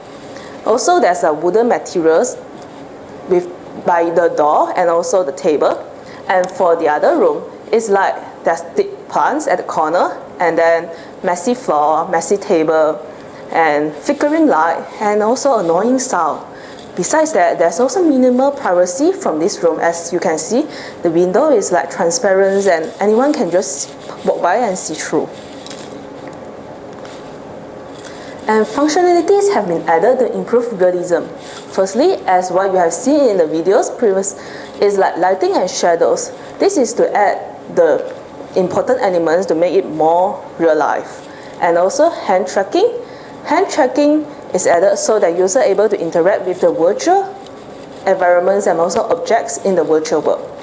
So that the next one is interactive door. They will need to use their virtual hand to push the door before they get into the virtual environment. And next, use of Airlink instead of cable connection for the Oculus headset. By having this, user able to explore the room and then walk around without getting worried to be trapped. And lastly, VR for the realism isn't focused on visualization but also on the auditory. So spatial audio is added. Spatial audio is like a 3D audio where if user is like standing in front of the highway, then they should hear the sound coming from the front, but if they turn back, then the audio should be coming from the back.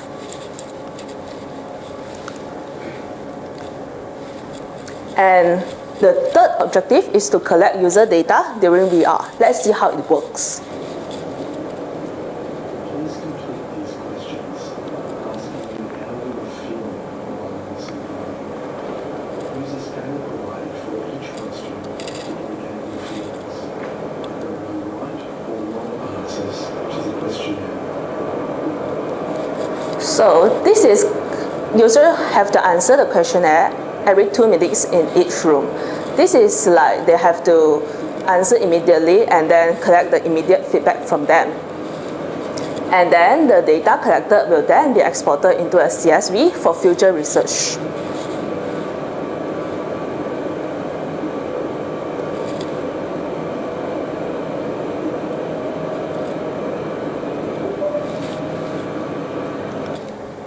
And this is the final product. Welcome. See you enter a clinical room to wait for your appointment. Please use the door to enter the room.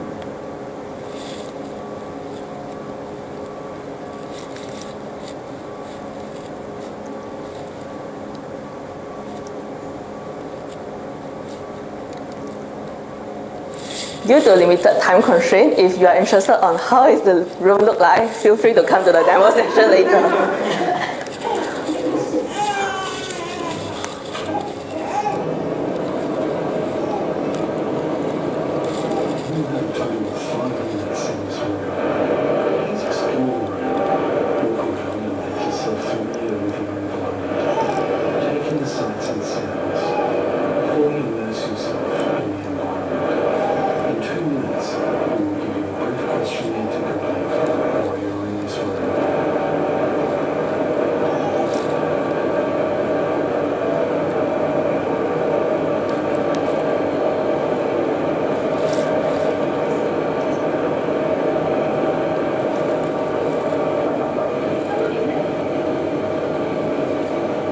And yes, this is the final product. And as the result is, all of the objective has been met. And future work. Future work is split into two parts. One is for the researchers and one is for the software developers.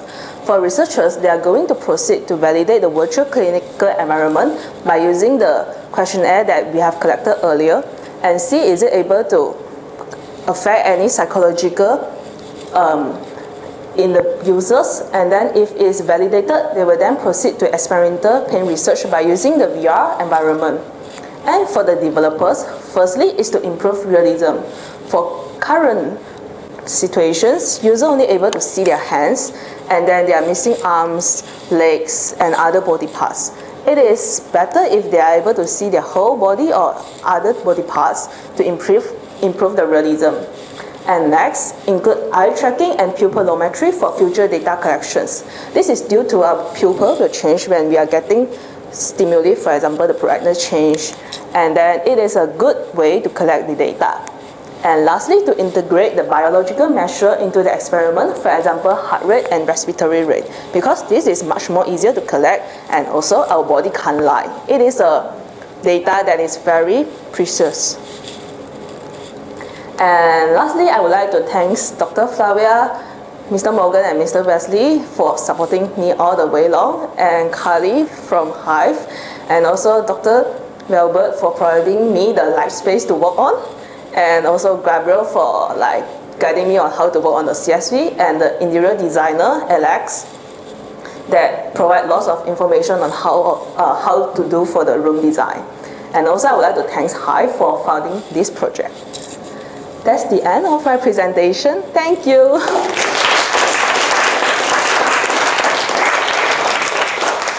Is there any question?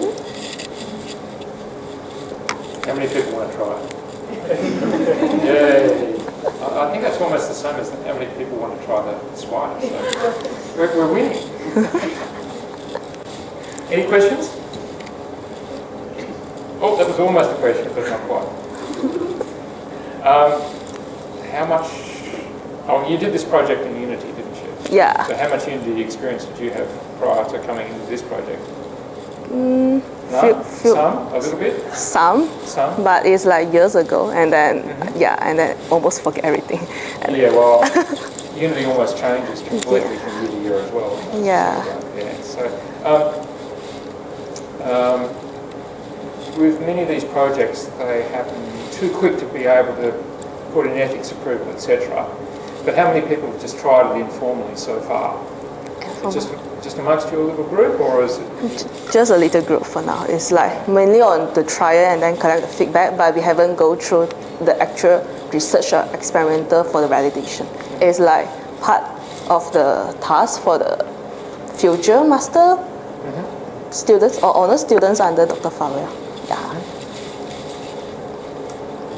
Any questions from the audience? Give lots of opportunity.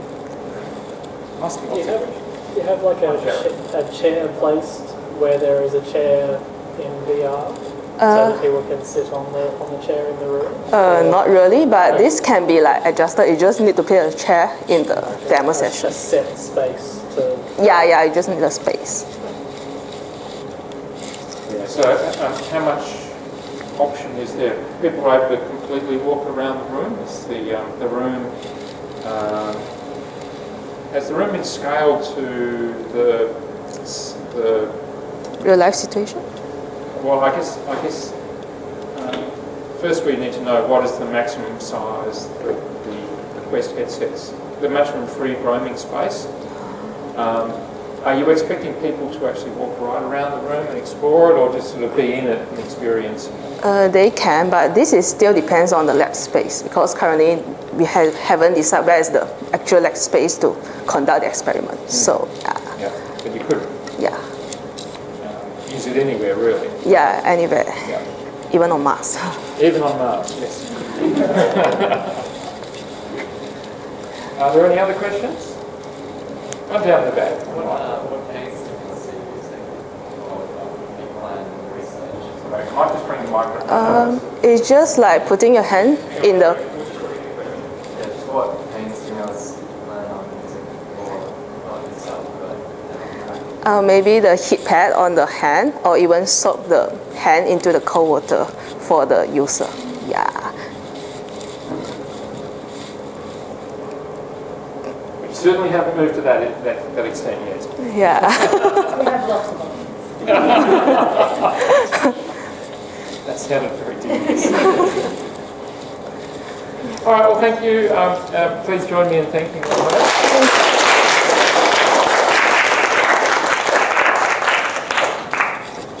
Very good. I'll take the microphone.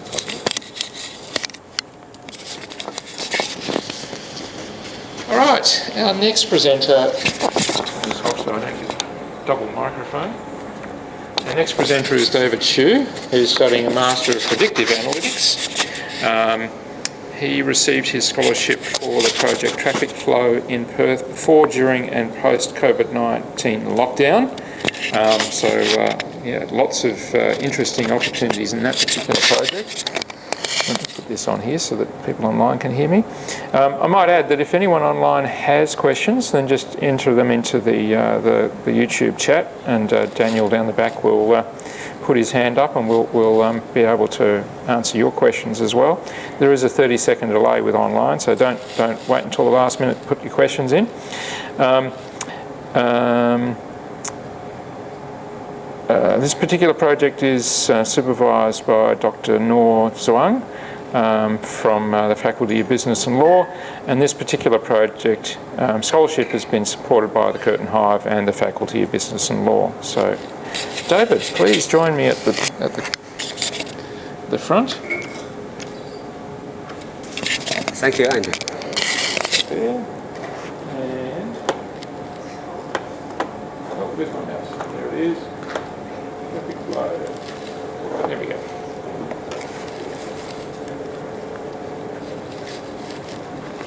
Thank you, Andrew. Hello, everyone. My project is traffic flow in Perth before, during, and post-COVID lockdown.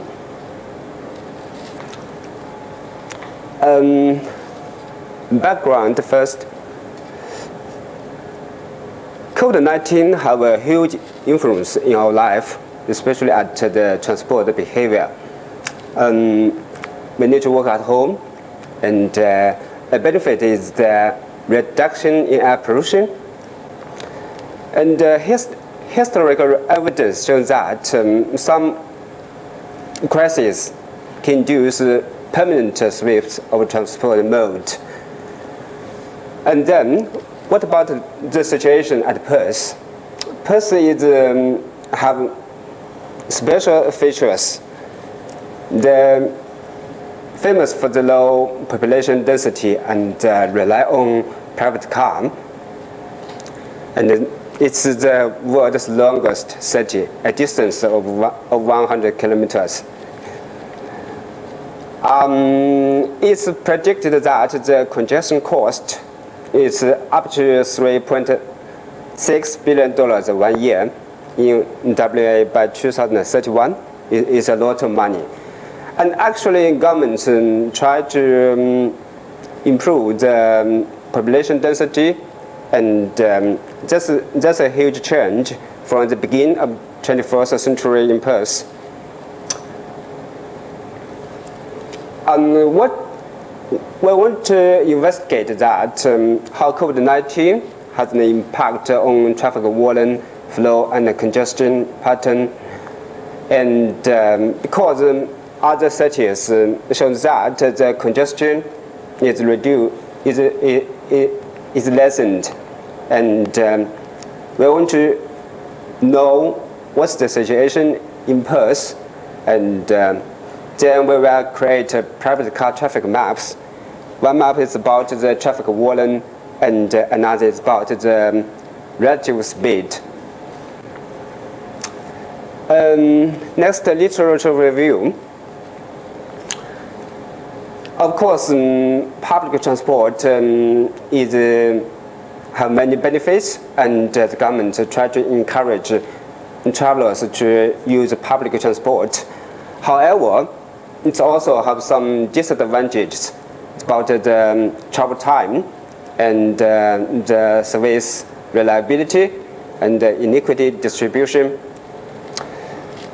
Travel time is the key parameters when we consider about the public transport and the private car efficiency.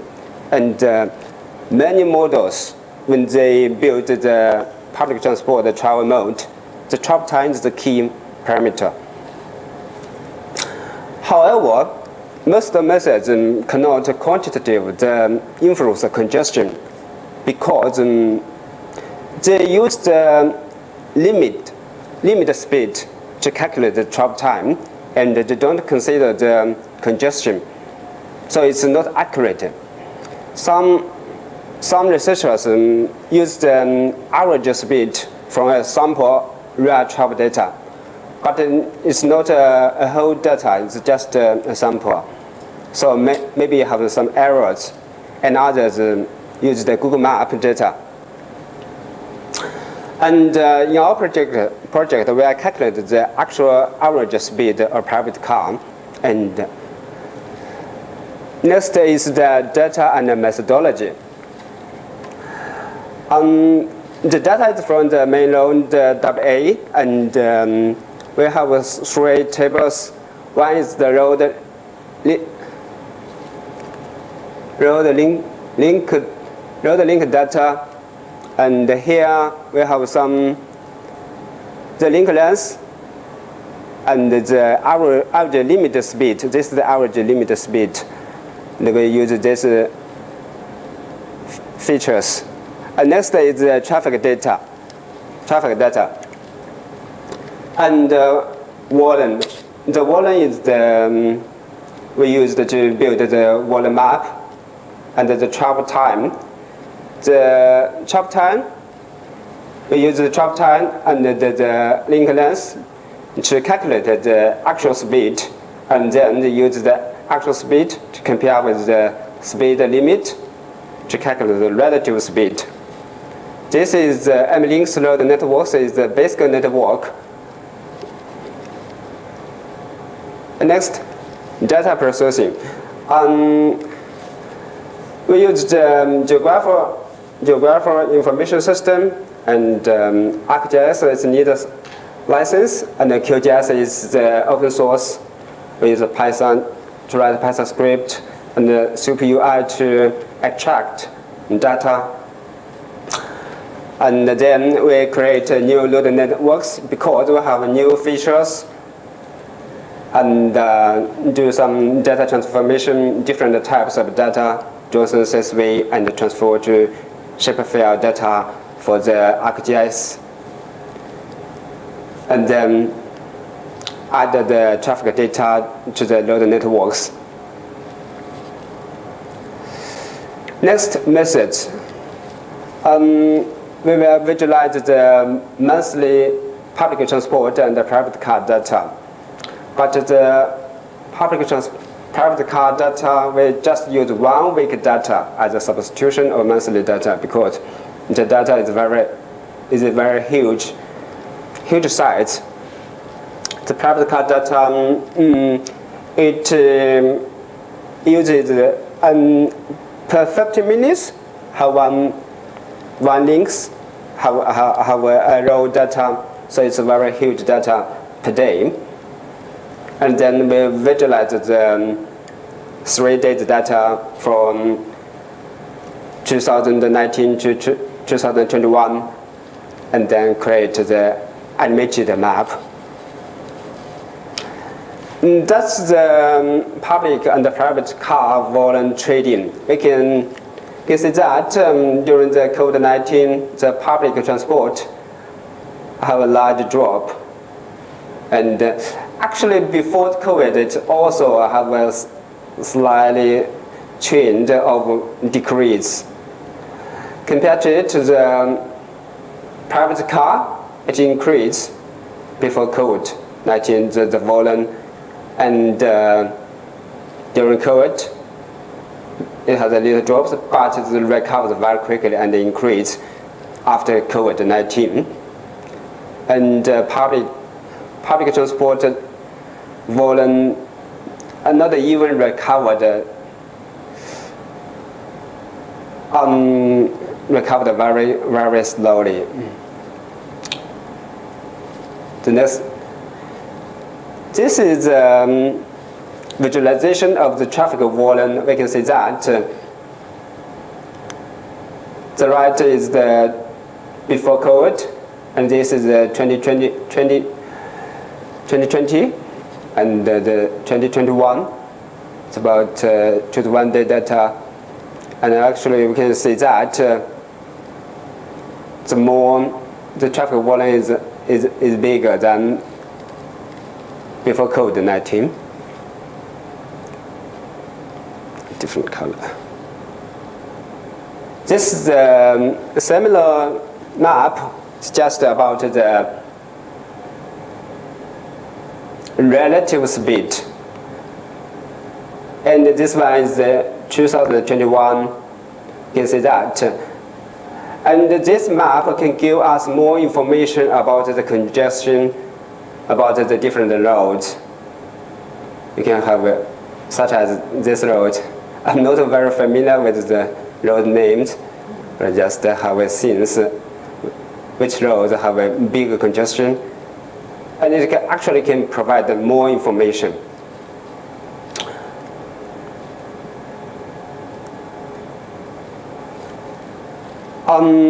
We can say that the public and the private car volume trend. Actually, people switch from public transport to private cars, and just as I said on the background, if this shift is a permanent shift, and maybe can have a permanent influence of because people, the different consumer behaviors cannot easily change. So, if we want to encourage people transfer to the public transport, we need more research about the behavior, consumers' behavior. The conclusion that after short time decrease, that's the increased trend of private car traffic congestion after COVID-19. The public transport experiences a very slow recovery. Project limit, because the data, private car data is a very huge size. It's not easy to deal with, so we just choose 1 day. And actually, I also built a one week map, not shown here. And another problem is that we don't have the latest data after the lockdown at 2022. Maybe we can add it later. And another problem is that we don't have the public transport volume, and so we can't compare it. Maybe we can later build a public transit index to compare the volume pattern. So, and one advantage is that we have the actual speed, so we can calculate. Actually, we can calculate the real travel time more accurate from one point to another point. Maybe this is the future work. I acknowledge Dr. Noor. She helps me a lot and gave me this good chance to have to do this project. And thank you, Wesley, and thank you, Kali and Curtin, how other staffs.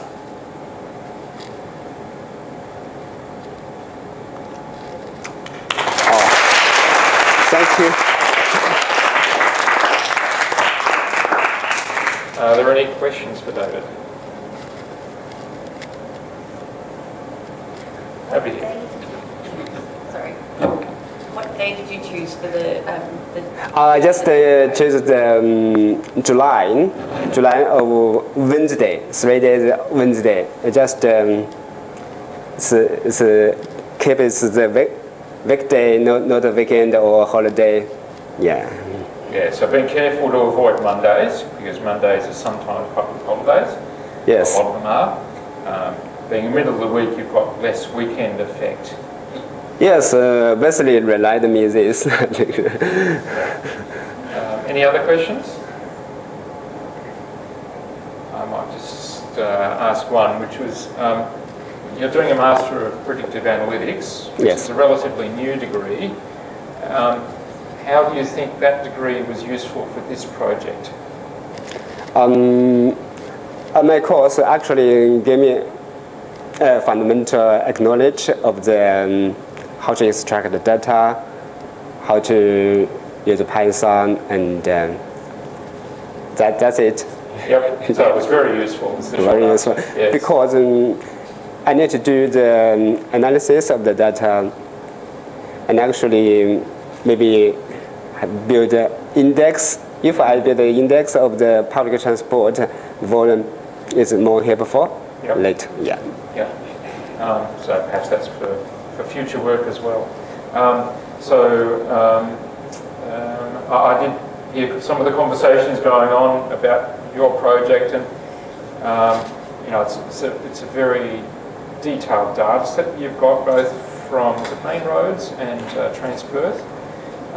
Yes. And they have a lot of information there, but they're not all in the same, presented the same way. So.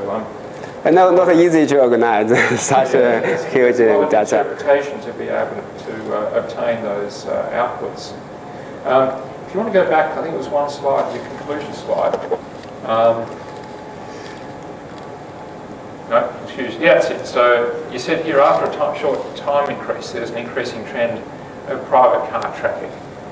Do you want to talk about why you think that private car traffic increased after the lockdown or after the breakout? Actually, I had a discussion with Kali, and we think that maybe one reason is that during the lockdown we need to keep distance, and maybe the fitness problems, people need to keep distance, and they're more likely to choose the private car.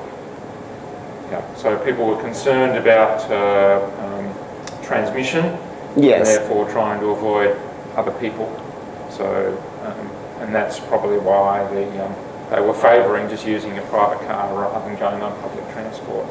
I'm sure everyone can identify with that. Yes, always fairness. The thinking process that was going through everyone's brains at that time, obviously a lot of time has passed since we've been at those times, but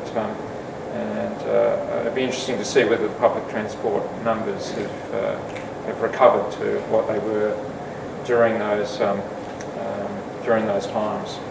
Are there any more questions from the audience?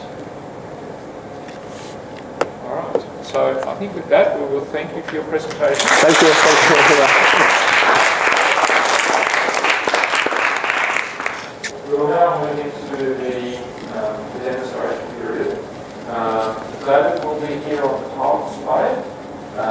Mate will be on the cylinder, and Jack will be on the wedge.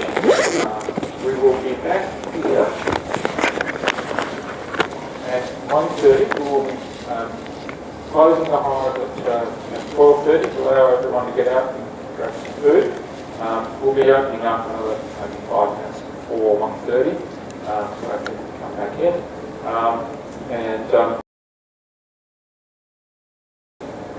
So we'll be restarting at 1:30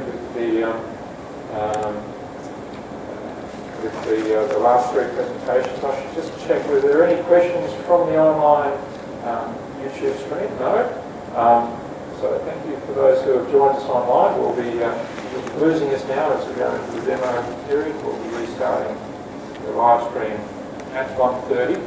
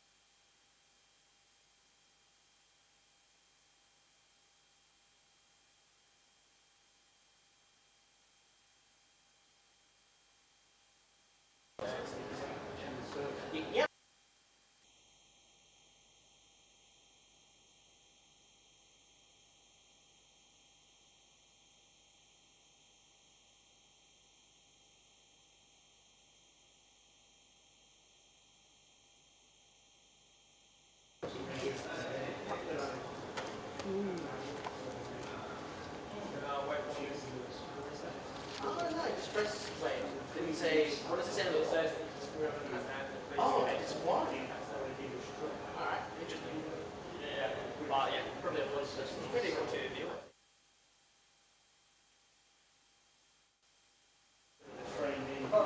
Why? Oh, that's where the boundaries. Boundary? Yeah, that's where the boundary. Where it says that on the boundary. Yeah, it says it. Located. Yeah, that's it. Yeah, that's it. So then it's all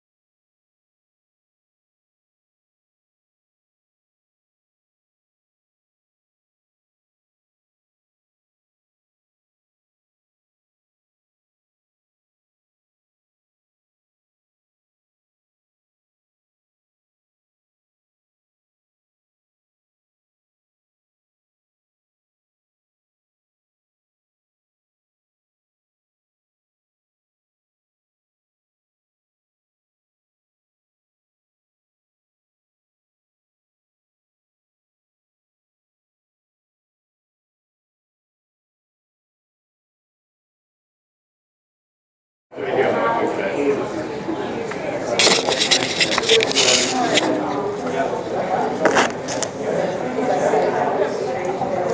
happy, Daniel? All right, welcome everyone back to the afternoon session, third session of the HIVE Summer Internship Showcase. I'll call Jared back to the stand here. You could just launch that and leave it running. It's good to have some background. So we've got 3 presentations this afternoon. Each slot is about 20 minutes in length, 15 minutes presentation and then 5 minutes of questions. So think lots of good questions. And we also have the session streaming online, so if those who are online have any questions, just enter that into the chat and Daniel will let us know of any questions. Just keep in mind that there's about a 30-second delay with the live stream, so if you have a question, make sure you get it in early. So we have 3 presentations in this group, again from representing all sorts of different areas. We've got 3, or is it? No, I think, yeah, we've got 3 faculties of the university represented here in these presentations. So I'll introduce the first presenter, which is Jared Harris. He's studying electrical engineering, undergraduate degree. But this is actually his second degree. He's already a qualified geologist, and he's sort of, morphing his career direction. This particular project is a step out of even those sort of fields, and the project title is 3D reconstruction of 2 Western Australian shipwrecks, the Belinda, which wrecked in 1824, and the Star, which wrecked in 1880. This project is under the supervision of Associate Professor Petra Helmholtz, who unfortunately isn't here today, but she's getting ready for teaching. And we very much appreciate funding from the WA Museum for this particular project, particularly the Department of Maritime Heritage. And we're also very blessed to have the photographer who took these underwater photographs in the 1970s, Patrick Baker. Where are you, Patrick? Hello, Patrick. Patrick was just gushing about how wonderful these 3D models look on the screens.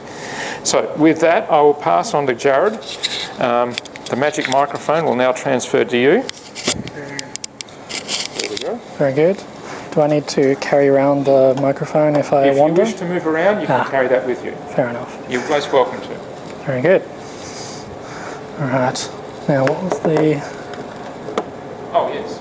Let's launch the presentation to make it easier.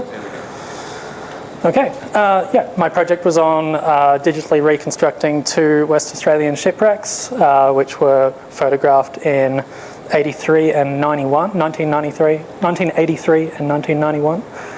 Those are my supervisors. So first of them, Star. This was built in 1876 in Fremantle by this guy, Thomas William Muse Jr., who was one of the early Fremantle characters. It was a schooner 24 metres long and outfitted to be a whaler. So it looked kind of similar to this photograph of a different ship, but much more threatening if you're a whale.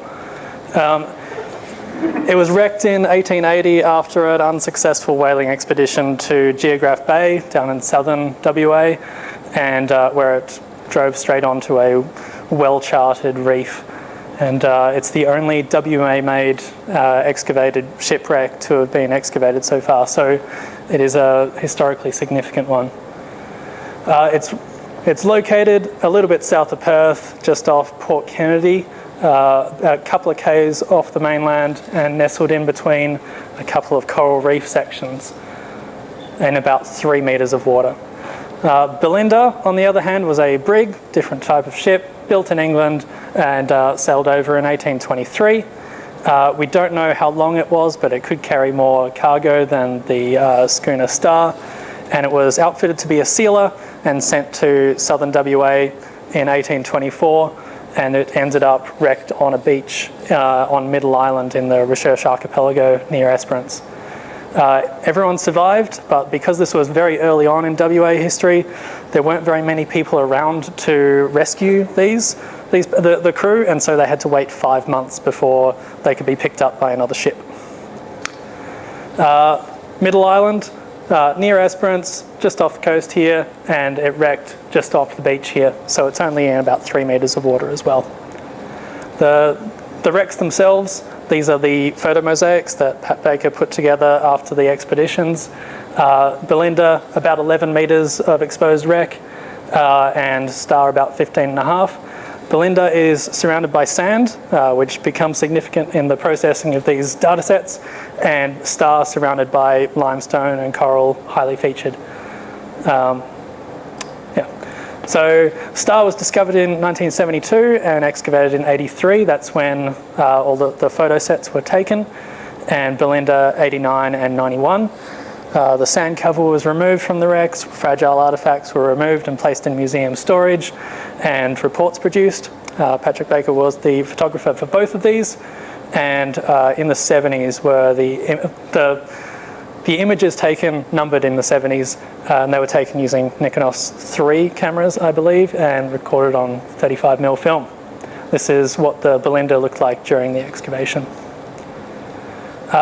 So the photos themselves are mostly stereoscopic photographs. So they were taken using this rig that Pat's using in this photo that was on the Star wreck. So on a bar, 2 cameras held at a consistent distance apart. And if you then take those photos, which are these 2, and give one image to one eye and the other image to the other, you can see this site in 3D using a tool like the stereoscope up here. And full coverage of images allows for a photo mosaic to be stitched together that gives an overall map of the site. However, when you've got that many photographs and a lot of coverage, you can also feed those images to 3D photogrammetry software and produce a 3D model of the whole thing. So in 3D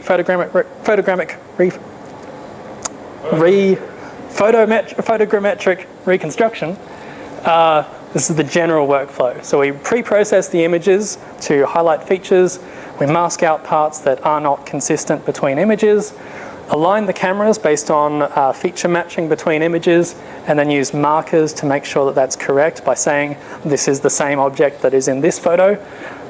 If we then have multiple sections of the wreck that have reconstructed, then we can merge those based on their relative location to each other, produce an overall surface, and then project the images onto that to produce an image that wraps around this 3D shape.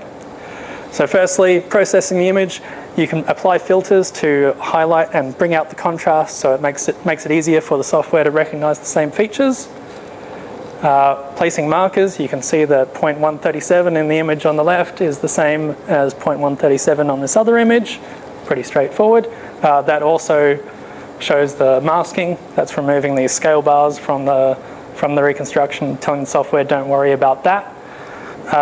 When you've then got camera alignment based on the features that it can match between the images and placing that in the 3D, this is 240,000 points that the software has recognized, placed relative to each other. These are all the camera locations and a thumbnail for each of the images. So on Star in particular, this worked essentially unguided. Once you've got that through to a mesh, a surface, then you can project the images from the camera locations onto the shape. This is the model with the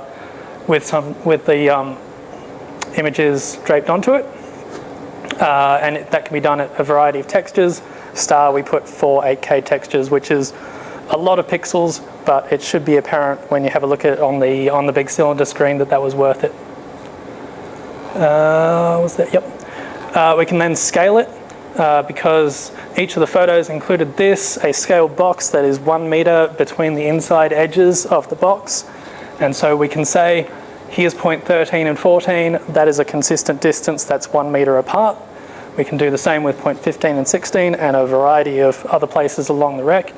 You then can scale the whole thing using a best fit to make all of those 1 meter. And that gives a pretty precise scaling for the whole thing. Star, as you saw from those previous images, worked out very well. Belinda was much more difficult, partly because it's surrounded by sand, and sand with a little bit of movement in the water will move and provide a lack of features for the software to pick the difference. Over here, this is a flat plane of wood that's covered with a thin layer of sand. A little bit of movement, all of a sudden the program can't recognize that from the next image. And here, this is the same part of the wreck, and while with our brains we can figure out that, say, this piece is the same as this, it's a lot more difficult for the software to do the same thing. So for that purpose, we had to use a lot of markers for the wreck, for the Belinda wreck, and even then it wasn't entirely successful. This is what the full model of Belinda looks like when we try to use all the wreck as a full model. We've got hundreds of markers through there, and it still provides a banana shape to the wreck overall. So the model that we've ended up presenting over here, though you can look at that one as well, is separate chunks aligned into the right rough locations.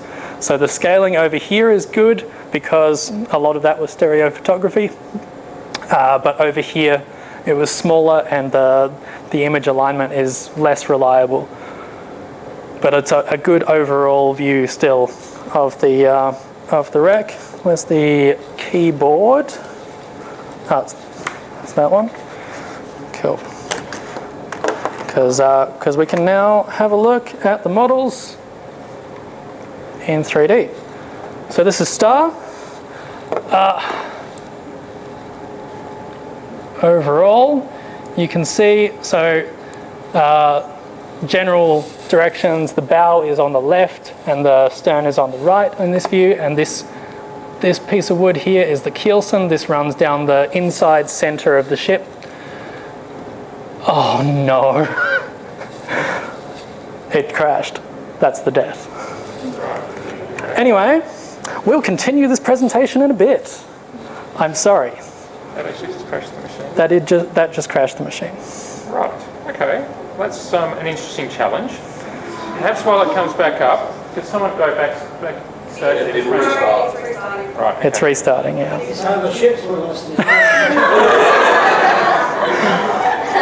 That was the navigation software. Yep, that's. Yeah, there's been a few things that have been causing that machine to crash recently, which is interesting. Fortunately, we're getting a new machine. Yep. It's getting near. Perhaps we'll take a pause there and ask questions. Yeah, questions so far. Allow the audience to ask questions. Are there any questions from the audience? Oh, okay. Oh yes, we can continue. The model tours over here. Thank you, Wes, for stating the obvious. I'm sorry. What? Can we switch it into 2D? What? Where's the? Oh. To restart. Where's? Probably restarted. Yeah. Yeah. Except the 3D. The stereo 3D. Oh, just unclick that. Yeah. Cool. We have to hand out 50 paper passes. All right. Can I move this off to the side? Yeah, because so these are the two racks. So we'll have a look at the Star first.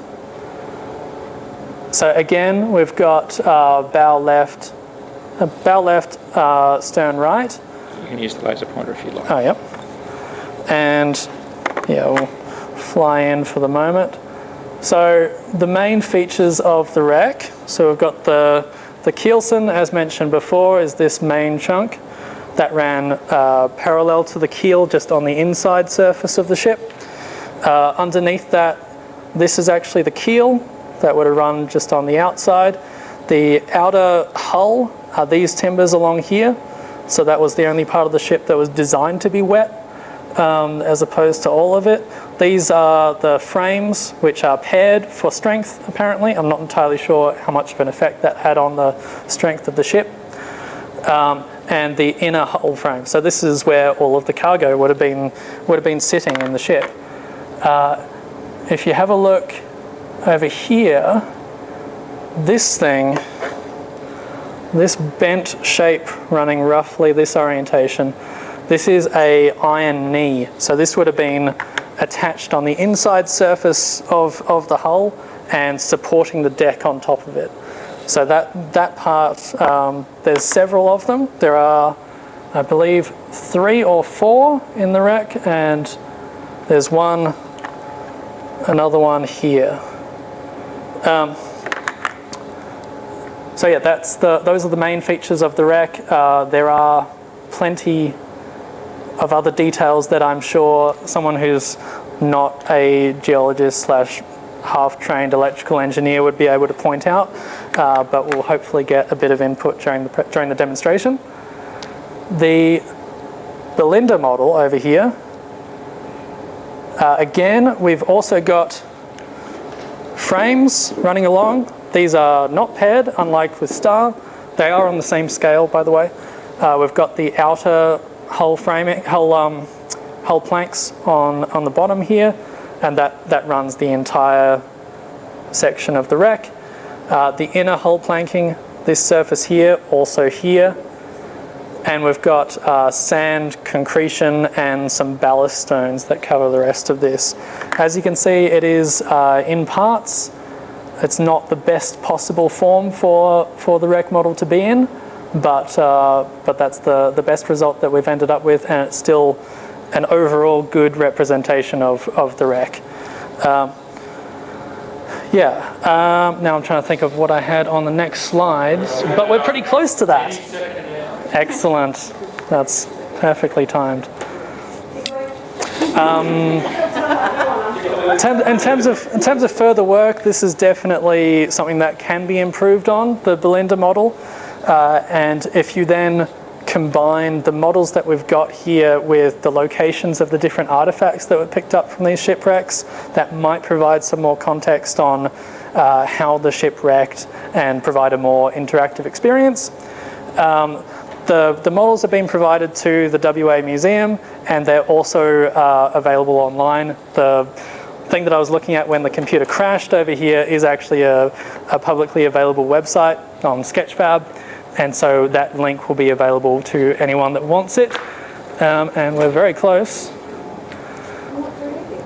Is the 3D model embedded? No, it's not in the PowerPoint. No. All good. I don't think I'll be able to wreck it from this point. That sounds like I'm tempting fate, but anyway. Let's see. So this is what the iron knees look like in a ship that is not wrecked. The version that we've got would have had the iron extending in this direction underneath those supports. Belinda features. So afterwards in the demonstration, we'll be showing the wrecks on both the cylinder display, the amazing 3D version of what you just saw, which is even better, I promise, and also on the Tilt 5 table, which is going to be on the center there. That allows for viewing the models on a tabletop. Up to 3 people can view it at the same time. And yeah, they're also uploaded to Sketchfab. And we did do VR versions, but that's just too many things to run all in one thing, so we're not going to do that today. Already mentioned some further work. There's more recs to process, so the learnings regarding how difficult the setting makes the processing of these models is hopefully going to inform that, but there's only so much that you can do. To provide some context, there were a couple of days out of that 8-day expedition to the Belinda that were completely knocked out because literally over a ton of seaweed washed over the wreck. So I'm amazed that we've got the image coverage that we do have on that wreck. And yeah, I'd like to thank my supervisors, Andrew Ross, who can't be here, but he was WA Museum contact, and Petra from the School of Spatial Sciences, and Daniel, who helped me through many issues using the software to process this. And Patrick, thank you very much for taking these photos, amazing data sets to work with. It was funded through the Underwater Cultural Heritage Program through the WA Museum.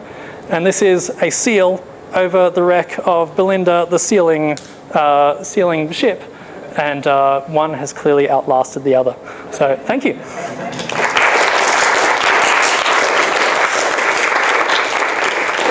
I'm sorry. You've used up all your time. I'm sorry. Would not be surprised. We have some questions. I will tell you that's what we saw when we came back to the site, and little bits of timber, but it was really basically buried by sand. So the sand is the runs big... off to the right there, and there's another shot taken at the same time, which you see a bit of fragment of timber.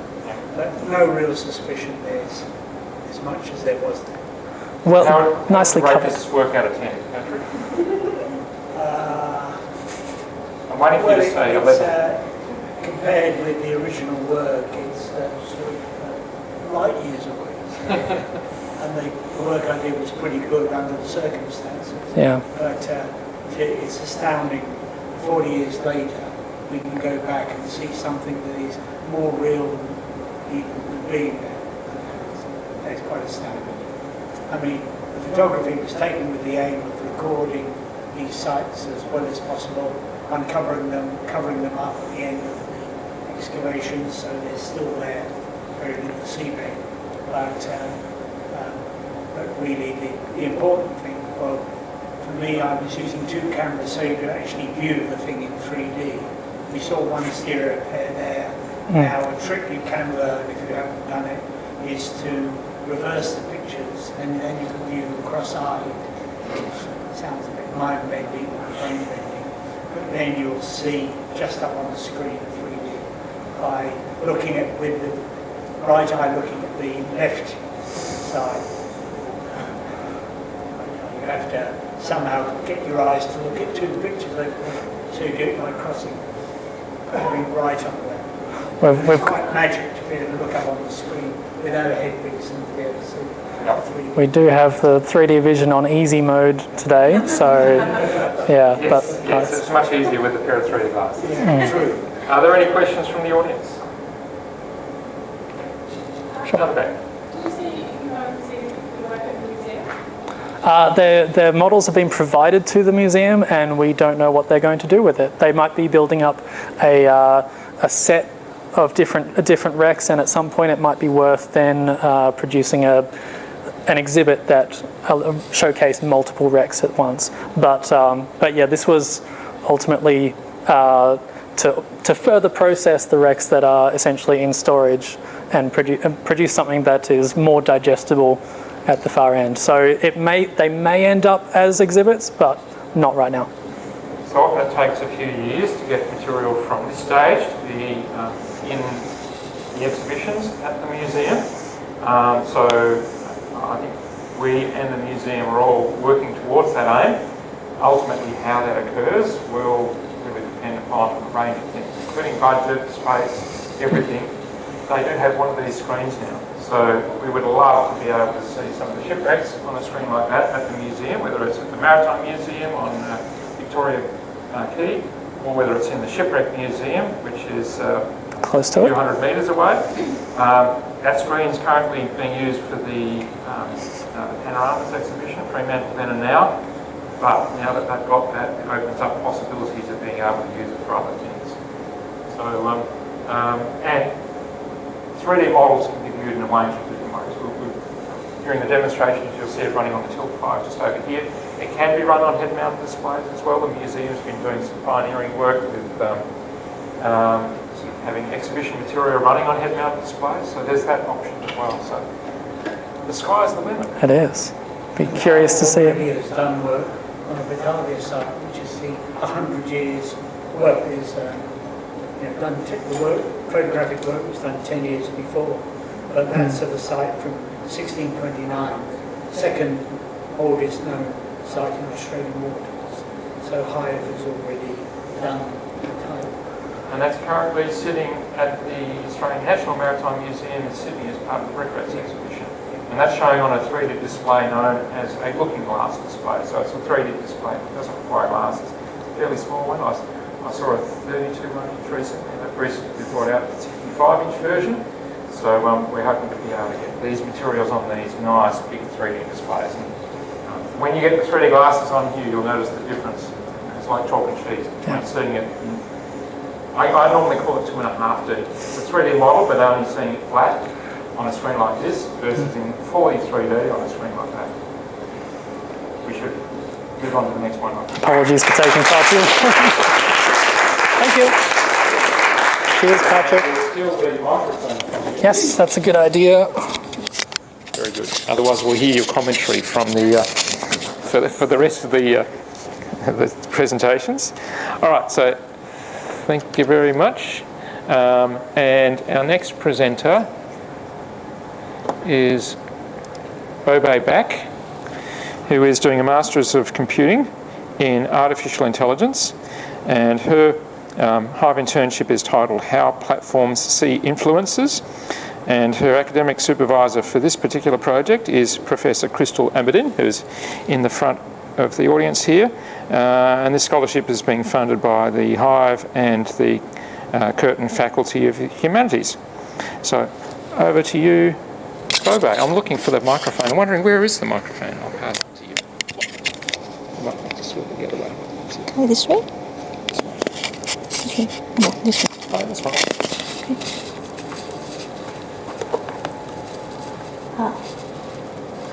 You want to walk around? Yeah, go for it. Yeah. Hello everyone, I'm Bobe. You guys have a great lunch for today. Thank you for coming to my presentation. This is my HIVE summer internship project on how platforms see influencers. This research have conducted by the Professor Crystal Aberdeen and then Harvard Carol Tillett. So, to begin the presentation, I would like to introduce of the overview of what platforms are. So, from reviewing of some key researchers reviewing, and after scoping of the potential data set, and we come up with the finalized of the 6 categories of the digital platforms. They are video, shopping, live streaming, searching, posting, and messaging. For our project, we want to focus that the platforms are emphasize of the facial information of the influencers. So we take out the shopping platform, searching platform, and messaging platform.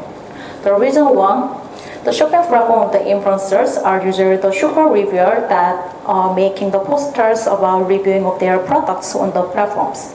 And then searching platforms of the influencers are usually the people who posting their knowledge and information for the delivered to the users. And then reason 3 is the messaging platforms of the influencers are usually the reader of the group chat or even more in the strangers group chat. So in somehow, so we take it out that one, finalize, we choose video platform, live streaming platform, and posting platform.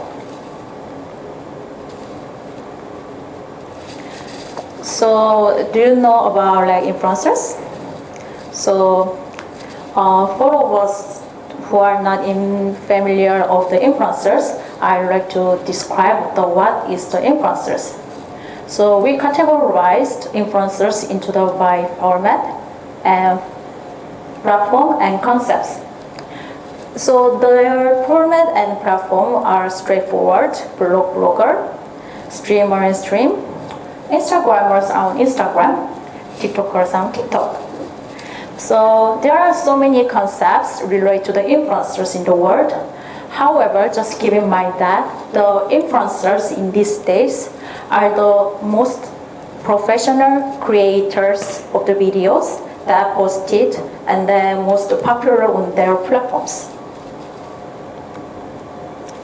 So our study, we started choosing what are we going to investigate of the platforms. So we chose 9 platforms here. The 3 platforms are from Silicon Valley in the USA. From the top of the bottom, YouTube, TikTok, Twitch, and Instagram.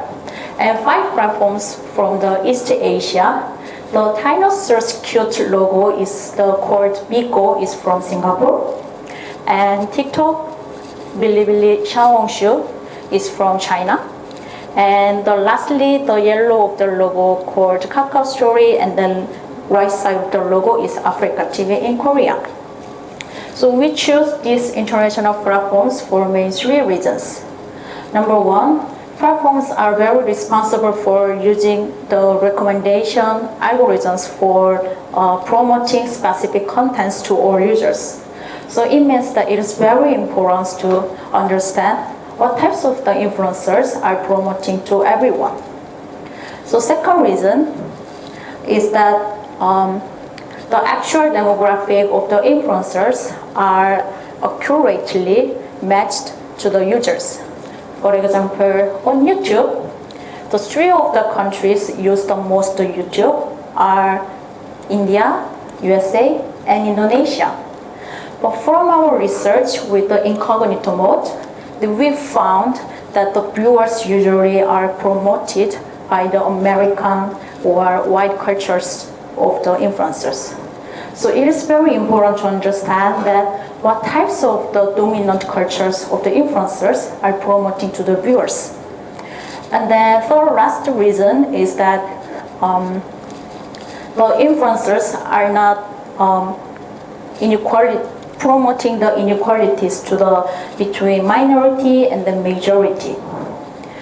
It is described that influencers usually follow the trend of the social and then put the risk in the exhibit of the diversity and then inclusivity. So our study, finally, we want to draw the typical influencers and then show that display through our project.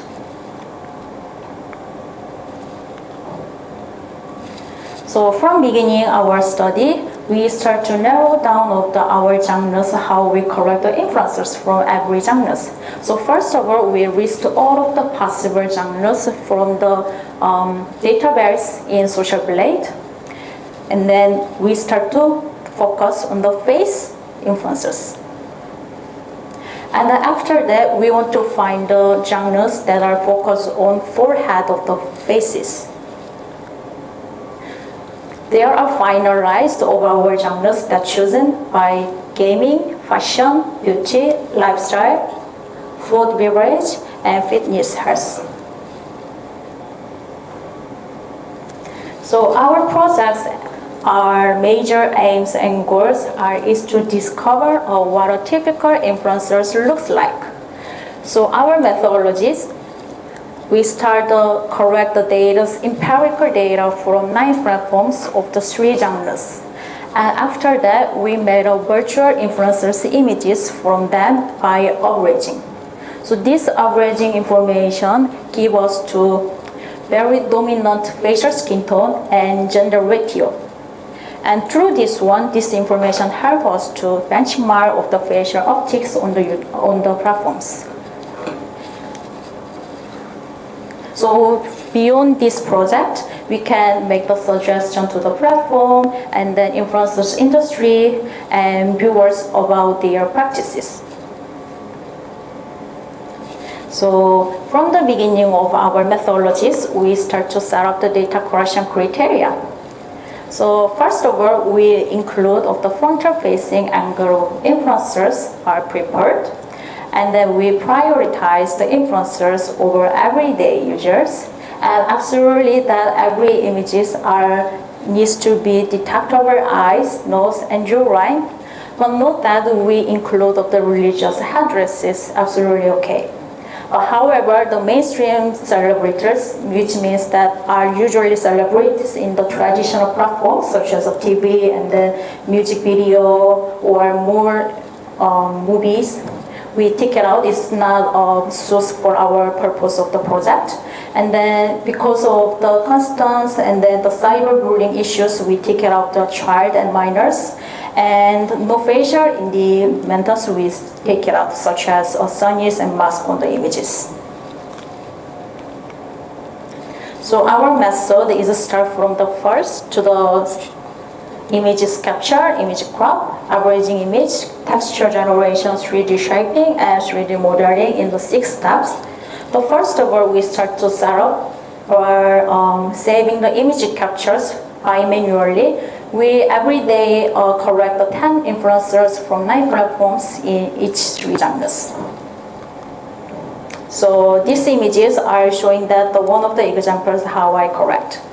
And the second step in the image graph that we want to focus on the facial influencers images. So we want to narrow down the size of the data. So we detect of the faces and then save them in automatically. And then this process make our data more narrowed down and then scaled down. And the third, from the image cropping, we start to averaging images. This means that from the image cropping shape, and we detect facial points such as eyes, nose, lips, and jawline. But remember that every cropping images have a different scales, so we need to make sure that the centralized of the faces and then aligns every in the center, and then averaging all together. So this is the results of the averaging images. But furthermore, our projects, we want to more put the realistic from the 2D images into the 3D model. So from the texture generation, 3D shaping, and 3D modeling process are about the making the 3D. And from the first of the 3D modeling generation is that we need to make the texture generation, put more colors and about their 3D polygon shape. So widely spread these 2D images, the textures, and then put them into the 3D mesh mode. This is the results of our texture generation. And then the fifth step, generate 3D mesh shape from the array of facial points. This facial point is about the detectable of their eyes, nose, and lips jawline. And then we made a 3D polygon shape. And then lastly, I made combined the synthesis of the texture generation and the 3D shaping mesh object.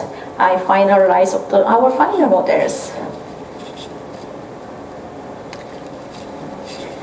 So this is our project of the results in 3D influencers model. From the left to the right is organized by the platform name, and from the top of the bottom is about the genres. Note that the before live of the platforms are not actually specific genres they are recommend for us. So we only choose the 3 of the top list countries and then pick it up from that. And then from the results, we suggest the results of the dominant color tone of these virtual influencers images, as well as we can analysis of the gender ratio by the raw data set. It's quite creepy, isn't it? Okay, this is our project of the website. We want to show all of the process and the final outcomes to everyone. So we want to publish this web page into the website. So I made a website, and then this is a little bit of part of the non-interactive the way. So see that this intro of our final result, and then please stay here until my demonstration. So our findings discover and impacts on platform influencers and viewers. So in the platforms, they need to promoting their specific influencers or cultures with transparency. And also they need to aware of they have powers of accountability. So we want to suggest 2 of the values. And the influencers also need to aware of their losing of individuality by the pressure of recommendation system of the platforms. So this can rid of diversity, and then it makes exclusive of the minority of the influencers. As a side of the viewer, they need to realize their percept of every platforms and then influencers. So they need to take care of and then thinking about, is that really promoting by the platform or something biases data. So I want to give the 2 of the questions for everyone. So if you take photos, do you feel pressures to use the filters? In my answers, usually when I take a selfie and then I use the filters, the eyes is more make the bigger, and then the faces lines make more smaller. This is all of the making the process of dominant and the specific stereotypes to the influencers. And then second option that if you are a parent, do you have a concern about the typical influencers and your child is exposed to? If I have a child I don't have right now, but I will happy to see this kind of the stereotype of the words to my child. So we need to more focus on the keep it the minority of the influencers.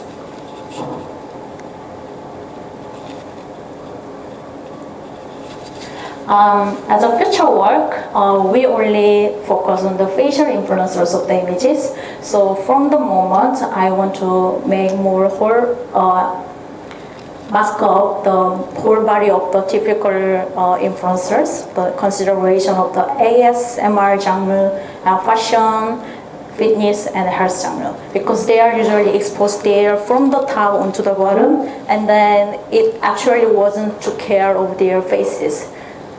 And the second that is we want to more developing wider scope of the data collection. For example, in the world, everyone has a different styles of the time. So in the cases of the TikTok or YouTube, some of the influencers are sleeping, and then their users are exposed to different types of the content. So we want to make more specific data collection scope and then make more accurately data. So references like that. Thank you for contribution to this questions. Are there any questions?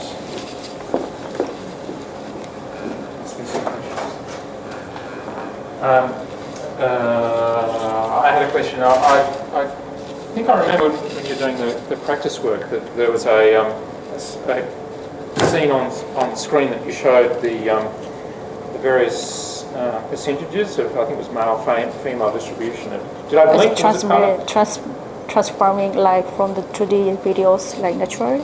Oh no, it was just showing the statistics for the various platforms for various topics, how much percentage male, female it was. Was that, did I blink? Was that part of your slides? Yeah, it was. Yeah. On the slide with the faces. Yeah. Mm.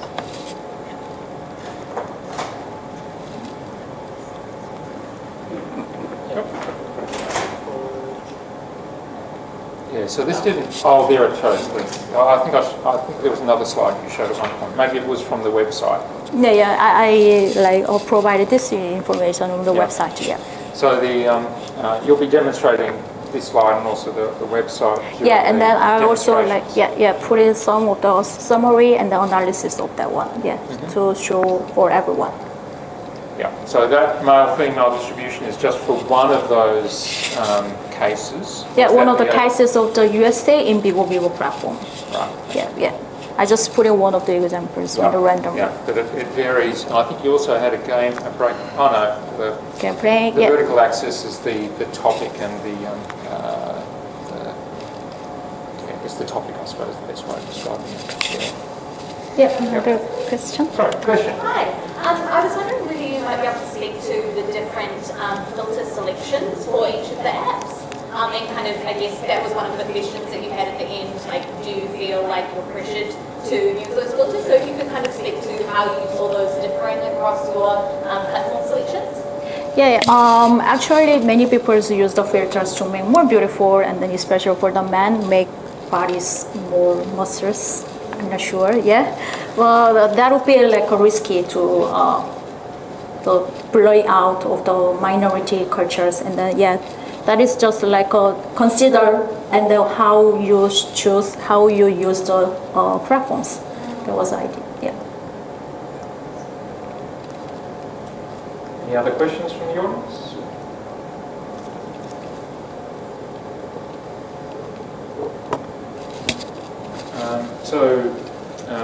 What sort of coding did you use in this particular project?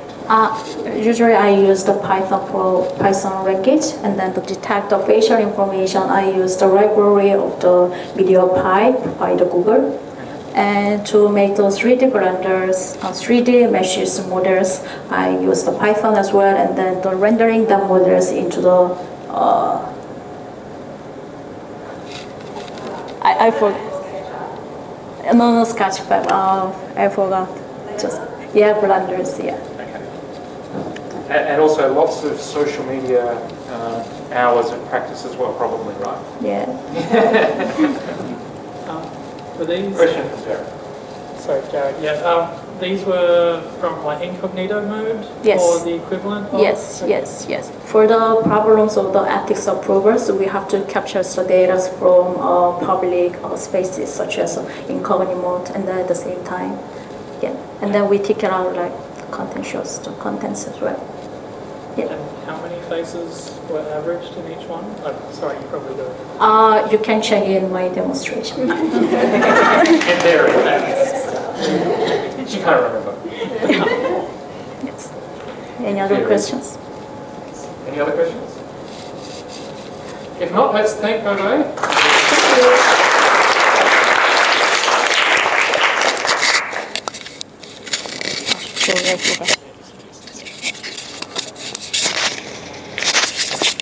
Our next presenter is Michael Landman.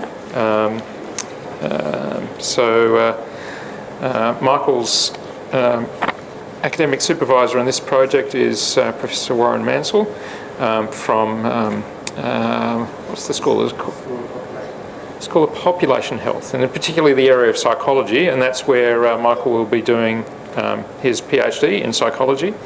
And the project is specifically in consciousness and the rate at which people control the integration of novel information. This project's kindly supported from Professor Mansell's fund. So let's just jump to the end and the next one. And there we go. So lucky last is Michael.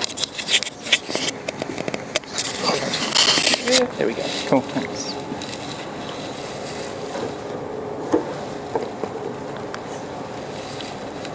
Good day, everyone. As Andrew suggested, I am Michael, Warren, and Wesley. This is my presentation on information integration, immersion, and how we can build a practical measure of consciousness. This is a lovely group photo we took. And we've gotten quite close over this 10-week period. Warren has introduced me to a really special theory that's transformed or is transforming the way I look at psychology in very important ways. And he's been able to hold space for my intellectual freedom, but also tell me when I'm on the wrong track, and that's been really useful. And Wesley is an absolute wizard. I figured out over the last 10 weeks and has shown me many magic tricks that I will continue to use in my PhD moving forward. Oh, the other thing about Wesley that I really love that I pointed out, I figured out early, was that he's such a great teacher. Like he really makes you feel like learning from him is easy, and not many people can do that, and I really appreciate that. Cheers, Wes. So, an unambitious question. What is consciousness? A little bit of tongue-in-cheek. But it is also part of my point in that it's a really hard, abstract question, and it seems to have led to a lot of theories that aren't practical, and it's highly theoretical, highly mathematical, and there's not much practical application. So Warren's published a paper with an intention to keep it pretty practical, to keep it to produce a theory that enables us to work with people in better ways, so it's actually useful for the end user of a theory. And rather than, and it's really recentering why we're doing science, like who are we doing science for at the end of the day? I think it's better to produce interventions that actually make a difference. And that's one of the reasons why I like the way he's put forward this model. The other, apart from utility, there's also measurement. So we want to produce a theory of consciousness that can be measured, because that enables us to say whether this theory of consciousness is on the right track, whether it's true or not. It needs to be what's called falsifiable. And the other point about why this theory of consciousness that we're going to put forward is pretty sound is because it's based in solid psychological evidence. What do I mean by that? I mean perceptual control theory. So perceptual control theory is best explained with a diagram, which is why I've chosen this format here. Simple behavior, such as drinking tea, can be broken down into the mechanics of the behavior, which is the control of perception. So you'll notice as I initiate the illustration, the person on the screen is controlling for the perceptual variable that is the cup. And so the difference between where the cup is and where the individual wants the cup to be will generate the output, which is the action in the arm. So you'll see the cup is moving, the person is moving the cup, but that's based on the perceptual information that is being received. So behavior is the control of perception. That's the core idea. This consciousness model is nested within that theory. So sticking to this theme of controlling perceptions, consciousness is the perceptual control of the rate at which we take in information. And so we're always taking in information, but consciousness is the control of that rate. This also leads us to ask ourselves the question, what is information? It can be a number of things, but it is it's helpful if you simplify it as there's an information landscape outside of each of us, and we are able to access information through our 5 senses, but also through cognition, through thinking. So we can get information through sight, hearing, feeling, smell, taste, and thinking. But okay, so we've got all this information coming from different sources. How do we put it together?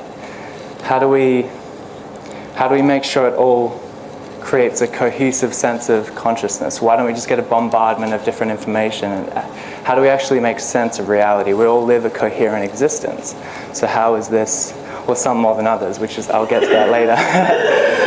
I heard you Google that. But that is part of the point. How come some live more coherent lives than others? And to what extent can this theory account for that? So we do integrate the information that that is coming through. I've explained that verbally, but I'd like everyone just to experience that now together. So the best way to do that is to close your eyes, and those online as well. I'd love you to join in with us, and we'll do that collectively. So please close your eyes and maintain silence for 15 seconds, starting now.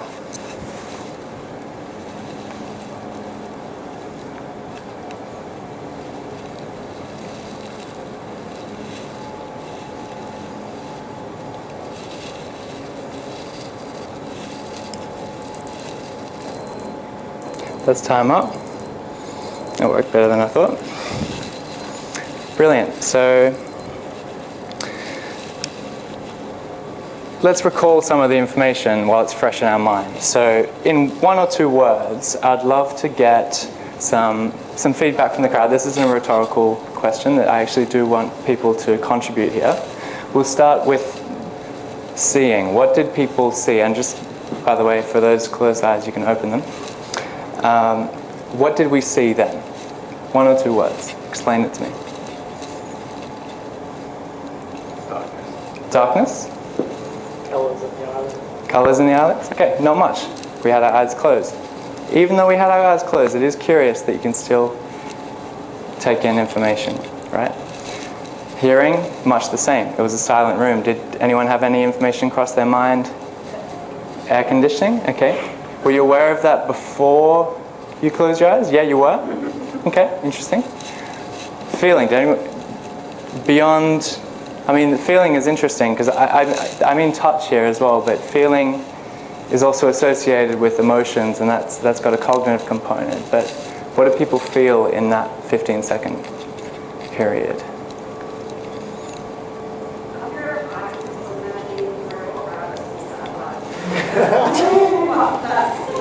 Right? Yeah, right. So you might, yeah, it's a wandering mind. The information continues. Any other? Pardon? Vulnerable? I thought you might have like made a really intentional expose on it for that. Yeah, right, okay.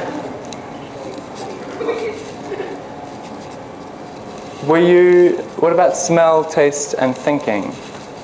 Anyone have any information that they would feel that they would want to share? Yeah, okay, like when is he going to stop this stupid demonstration, right?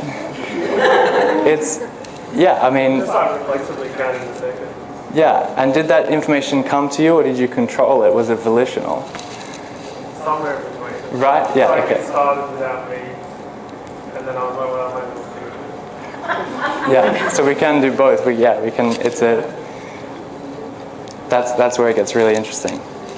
So the idea there was, the purpose of that was so we can, you practice there controlling the information that you were integrating. That's what we were all doing. We were using our consciousness to regulate the information that was coming through to each one of us because we closed our eyes and we maintained silence. That also had the other effect of increasing awareness of other senses. So the takeaways here are that we're always taking in information and making sense of that information as we take it in, as long as we are conscious. The second point is that we actually control that rate of information as it comes through into us. What you're about to see is a live recording, not live recording, but a recording of a participant experiencing our virtual reality paradigm that is testing this model of consciousness. So I'll explain it once you experience it once again.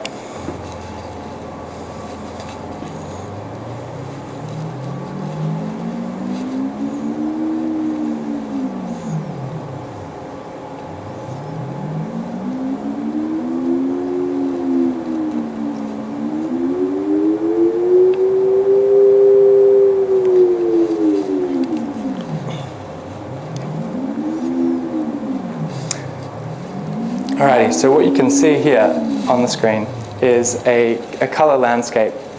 The reason why I've chosen a color landscape is because it doesn't contain any symbolic information, or I've reduced the extent it does. We figured out later that some people like rainbows more than others, but that was unfortunate.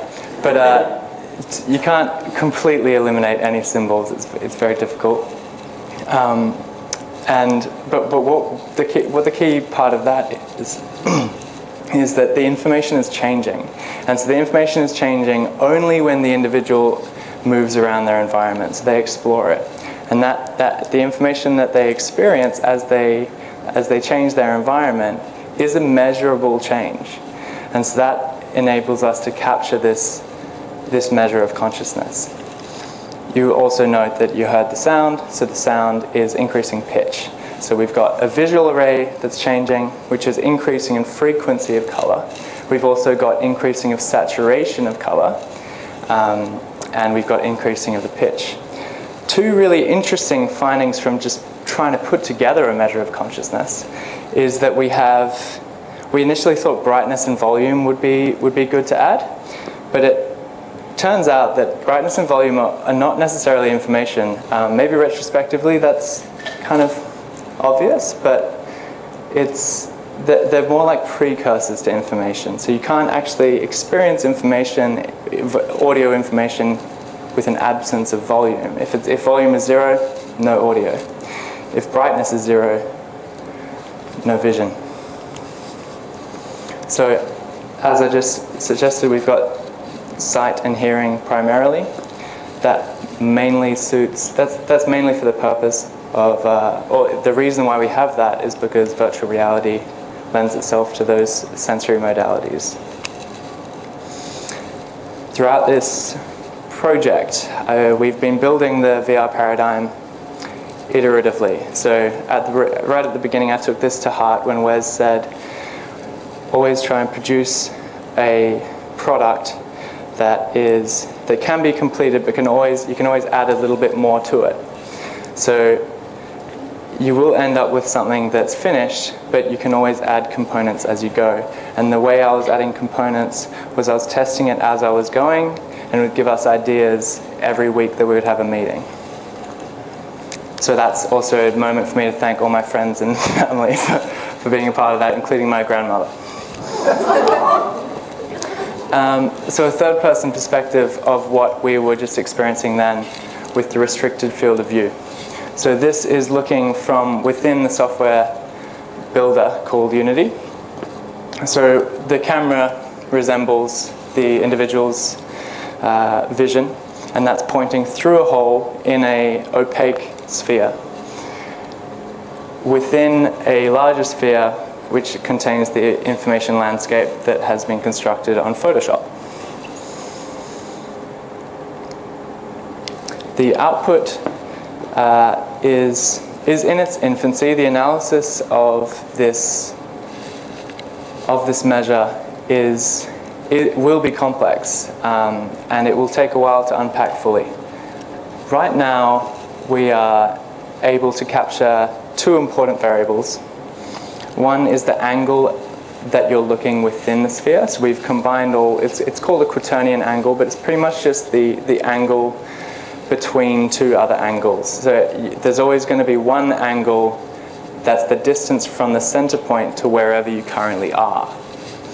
So we've got that angle, that gives us one piece of information, because as someone travels across that gradient, there will always be a change of information. That's how we've designed the inside of the sphere. We also have speed, because if we've got multiple time points across which we're taking in that angle, we've got the speed of change.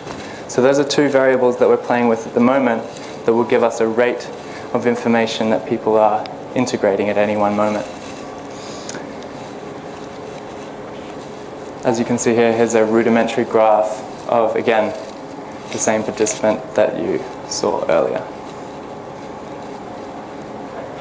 So for future research, and I hope to be part of a fair amount of this, will be to first off develop this headset and the paradigm a little bit further. So we have, most of this is actually at our fingertips. It won't take too long because a lot of the groundwork has already been done. Eye tracking is already a function that's available to us. It just needs to be made available within the headset. We've also got pupillometry that fits within that category, which is the measurement of your pupil size that has psychological inferences that are useful. Haptic feedback, which is just touch, vibration. Adding that to the list of information that's changing for people will be quite helpful. I think it's gonna. The more sensors that we have at once, actually, it's not a linear improvement. It's actually a little bit. It's a little bit better than that. It's because you're integrating multiple modalities of sensors, and there's a real beauty to the more the merrier, really. And visual complexity of the information landscape. We need to make it a little bit more complex. Again, like I mentioned earlier, we need to refine the output and the analysis. We've got a few mathematical ideas surrounding that. And hypothesis testing, starting with undergraduate samples. So just to leave you guys on the important note of why this is a cool project, why I'm passionate about this, and why I was so keen to sign up for 10 weeks of my holidays to be here and do this. I've loved this. If you have a higher integration rate, doesn't mean you're better. If you have a lower, doesn't mean anything, right? It's valueless. What the important thing is your ability to regulate your information rate within the parameters that you see as desirable. And so if you are unable to regulate your information rate, we propose that has psychological negative connotations. So it's not as good. But that's a testable hypothesis of consciousness. And so my acknowledgements here as well, they're really important. Again, Warren for bringing me aboard. Wesley for being a wizard. Andrew and Carly for putting up with me. and Xing and Gabe for really helping out on the coding side of things. It's completely new to me, and I really appreciate it. Thank you for listening.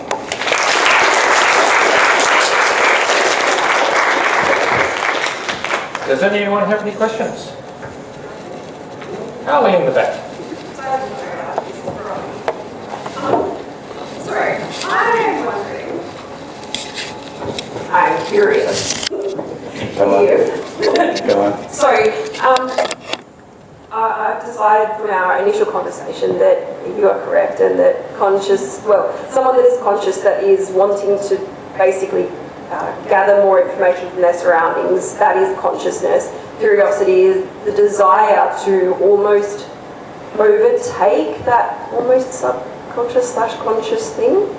So what happens if your curiosity and almost like the personality side of your desire to investigate your surroundings overtakes that just base consciousness? Right, so I think it would be best, so I understand your question. Does that make you a science nerd? Yes. You might push yourself into areas where there's so much new information to get out of the world. Oh yeah, but you like it. Yeah, I love that you've introduced curiosity, because curiosity is, it's also peripherally what my PhD will be about, and this is why we think tentatively are proposing this model has evolved, is because we, as humans, we require novel information to problem solve, and that's why there's a real there's an evolutionary advantage to being curious. And why else would it have evolved if it's not beneficial to problem solving and promoting the survival of your progeny?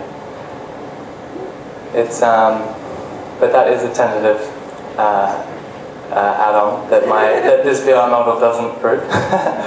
But yeah, curiosity definitely is associated with this, and curiosity is also the constant flow of novel information into ourselves, because we are regulating it. But it's something that we haven't mentioned in this talk is that you have a base level of information that's coming through, and that differs between people. So I think that so consciousness is the control of information coming into integrated information, and curiosity is an important factor, Carly. I think there was another question from the audience. Yeah, so sort of almost going in the opposite direction, and like the first thing that came to mind when you were talking about controlling a rate of information integration, is that sort of the right language? Is almost like a bit analogous to mindfulness? Yeah. Sort of being able to take that space to control what you're integrating and then be able to accept it. So, and then it just immediately I was thinking, if one end is sort of you're wanting to push past your kind of subconscious rate. For example, I'd be generalizing, but like in neurodivergent populations like ADHD, autism, anxiety, I feel like that could be the opposite, where the sort of the like baseline rate at which someone can integrate that information is almost lower than what they would desire, and then that has a negative impact. So do you think there's something where you can go in that direction too? Yeah, absolutely. So yeah, this is why the implications that you've just mentioned is why it's so exciting. What are people doing? What are people told to do in mindfulness? What's like the basic premise, or at least the beginner level technique, right? What are you asked to do? I think, yeah, well, it's like to do with meditation, sort of what they do, but it's taking that being in the moment, being present, and then it goes beyond that to more acceptance. Sure, yeah, there's multiple, it gets complicated, but there's one of the techniques, for example, and this struck me when Warren proposed it to me, is that we're regulating the information within a really small parameter, and that's a practiced skill. And the more practice that you can practice to regulate your information integration rate, which is really strange because what are we actually practicing? We're practicing the exercise of our consciousness, and there's so there is definitely an application and a link to mindfulness, and then also to helping people who have difficulties in regulating their information integration rate as well. Yeah. Cool. Thanks, man. I'm just grabbing a quick panorama for the hell of it. Question from Daniel. Oh, sorry, question from online. Yeah, so we've got a question from Michael Librans.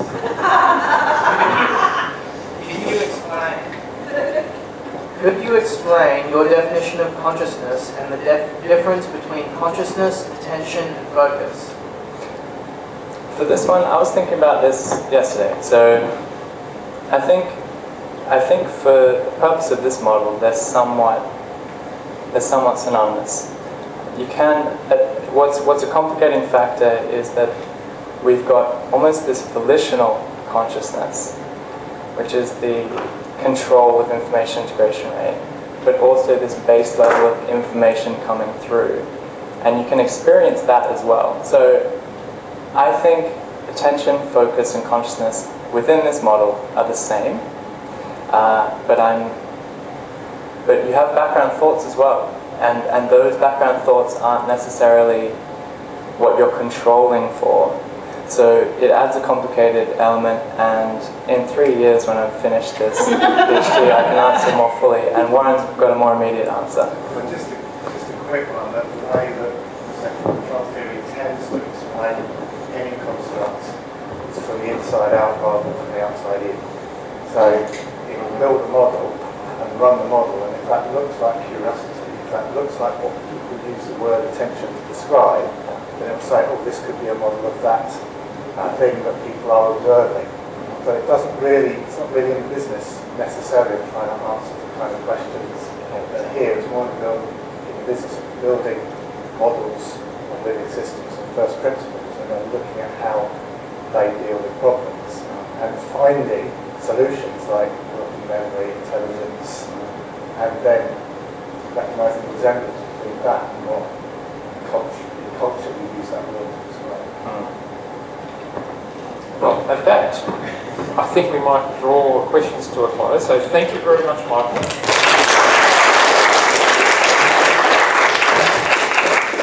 And thank you to all the presenters today. I won't run through all the names, but you'll remember them. Thank you for all the interns. Thank you to all the supervisors. Thank you to all of the HIVE staff who supported these projects. And we'll now be moving into the demonstration period. Michael's project will be running on a Quest 2 headset down the back on the wedge display. Jared's project will be running on the cylinder and also the tilt 5, and also it's just accidentally been running on the dome the whole day. You've probably been looking at that wondering what that was. And then Bobe's project will be running here on the tile display. So wander around all the projects, have a chat, talk a little bit more about consciousness.